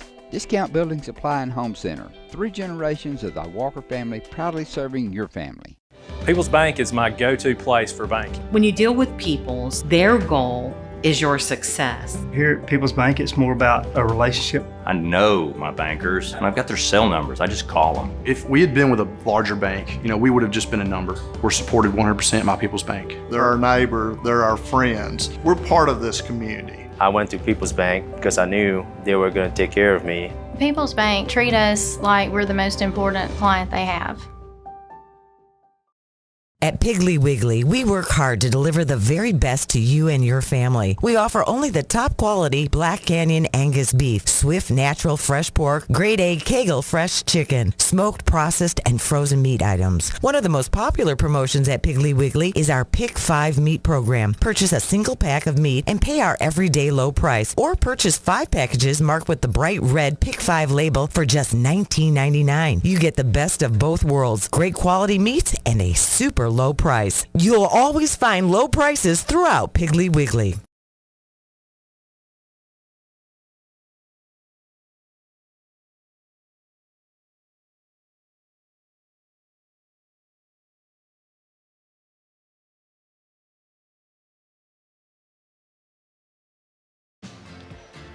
The Guntersville Wildcats, big third quarter for the Wildcats to pull out, just blow this one open. They outscored the Asbury Rams 29-12 in that third quarter to take a 61-30 lead as we head to the fourth quarter here in Game 2 here at Snead State in the Marshall County Basketball Tournament. As Clay Johnson is checked in for Asbury, and he'll inbound it. And Guntersville now man-to-man. Caleb Cobb has checked in for the first time for the Guntersville Wildcats. Peterson knocks it away, deflects it, and it's off his hands. As in the game is Eduardo Ramirez, as it looks like that Asbury has gone to several of the players that hadn't been in, and we've got a whistle away from the ball and a foul, and it looks like it's going to be on the Asbury Rams. And they're going to call it on Landon Skillman, I believe. I believe they did. And, hey, Peterson, he is always around the ball for Guntersville, isn't he? He is. He's played an outstanding game. He's not going to be the leading scorer, but he is the leading rebounder as Guntersville comes into the front court against the Asbury Rams. Josiah Wilbur in the game. They'll go down inside to Cobb, and there's Skillman again defending Cobb down on the low block, and Skillman picks up the foul. That's 2 quick fouls on him and the Rams here in the fourth quarter with a running clock. 6:55 to go as they go down inside Cobb. Great move against Skillman. That was Dave Peterson, I believe, with that pass, wasn't it? That was a good pass. Hey, I tell you what, whenever he touches the ball, something good happens. That's the first points today, and I believe E.J. Havis is the only Guntersville player that hasn't scored. And we've got the bank is open for Eduardo Ramirez. He banked that three-pointer in. That's a good horse. A great deposit that time as Trayvon Avery goes to the bucket, leaves it short, and Ramirez comes out with the basketball, and he had to be a walk, didn't it? But no whistle that time as Skillman goes to the bucket as nobody defended him there, and he missed the shot. Rebounded there, knocked away. Guntersville still playing a tight man-to-man defense as we have a running clock here in the fourth quarter. 6 minutes to go, 63-33. And checking out of the game will be Jackson Porch. She checks out with 7 points as the Rams will inbound it. They'll inbound it to McCoy. It's knocked away, but he gets the loose ball and comes up with the loose ball, and it was fouled on the shot, and he'll go to the line where he'll shoot a couple. You know, Javon McCoy looks like if he can get some separation, he's got a pretty good-looking 10, 12-foot shot. He does. He's an outstanding young player. He's got 9 points. He's leading the Rams today. They're not going to win this game, but he's had an outstanding first game in the Marshall County tournament for him as a sophomore. 10 points now as Guntersville will walk it up with a 63-35 lead. The Wildcats with Caleb Cobb out front. He looks down inside to Dave Peterson. He'll hand it off to Hosenbach. Back door to Cobb. Cobb back to Peterson. And we got a whistle and we got a charge. Cobb went up, and a good defensive work down inside that time for the Asbury Rams. I believe that was Weber who held his position there and took the player control foul. E.J. Havis checking back in. Dadrian Waller checking back in. Havis, the only player on the Guntersville team that doesn't have a point in the game. 4:42 to go. We have a running clock here in the fourth quarter as Guntersville's up big at 63-35. McCoy in the front court. Working against Hosenbach. There's a back door to Ramirez, and Ramirez misses it. Here comes Hosenbach with the rebound the other way for the Guntersville Wildcats. He'll go all the way to the bucket. He'll lay it up and score as Braden Hosenbach now with 6 points on the day as Guntersville goes back up by 30 at 65-35. 4 minutes to go here in the fourth quarter. You know, Jeff, they've really gotten that baseline all day long. Yeah, no one has really stepped over and cut off the baseline, and it's still here by Cobb, and then he'll throw it away back to Ramirez. Ramirez to McCoy. McCoy guarded there by Havis, trying to work against Havis, and tried to throw it off Havis, and Havis made a great play. Here comes Waller. He wants to go up and do that, and he missed the tomahawk, but Hosenbach was there. You could tell all the way that Waller wanted to dunk it, and he missed the tomahawk that time. But a good play there by Hosenbach to pick up the loose ball and score back the other way. A miss by the Asbury Rams, and it'll go off the Wildcats, and Asbury will have the ball back. He was down as if he were hurt, but it was his feelings. His feelings. That's the second time today he's came up a little short on one of those. Oh, but again, that would have been a pretty play if he'd have made it. He came up about 4 inches short. Oh, he did. Inside it goes, and Havis knocks it away again. Cobb on the floor, and he's going to get it up. They're going to call him for traveling.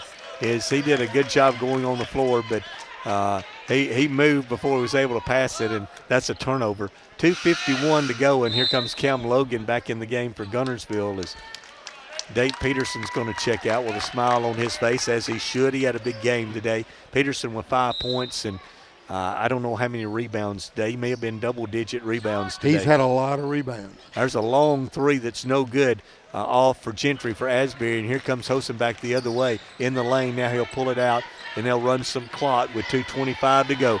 Guntersville's up comfortably. They lead 32, 67-35. E.J. Havis to Cobb. I think they're just going to run some clock now, look for a back door and a layup, as Cam Logan will pop out now between the circles. Back to Waller. Waller to Cobb, who steps out between the circles. Back to Havis, who'll bring it between the circles. Back to Waller.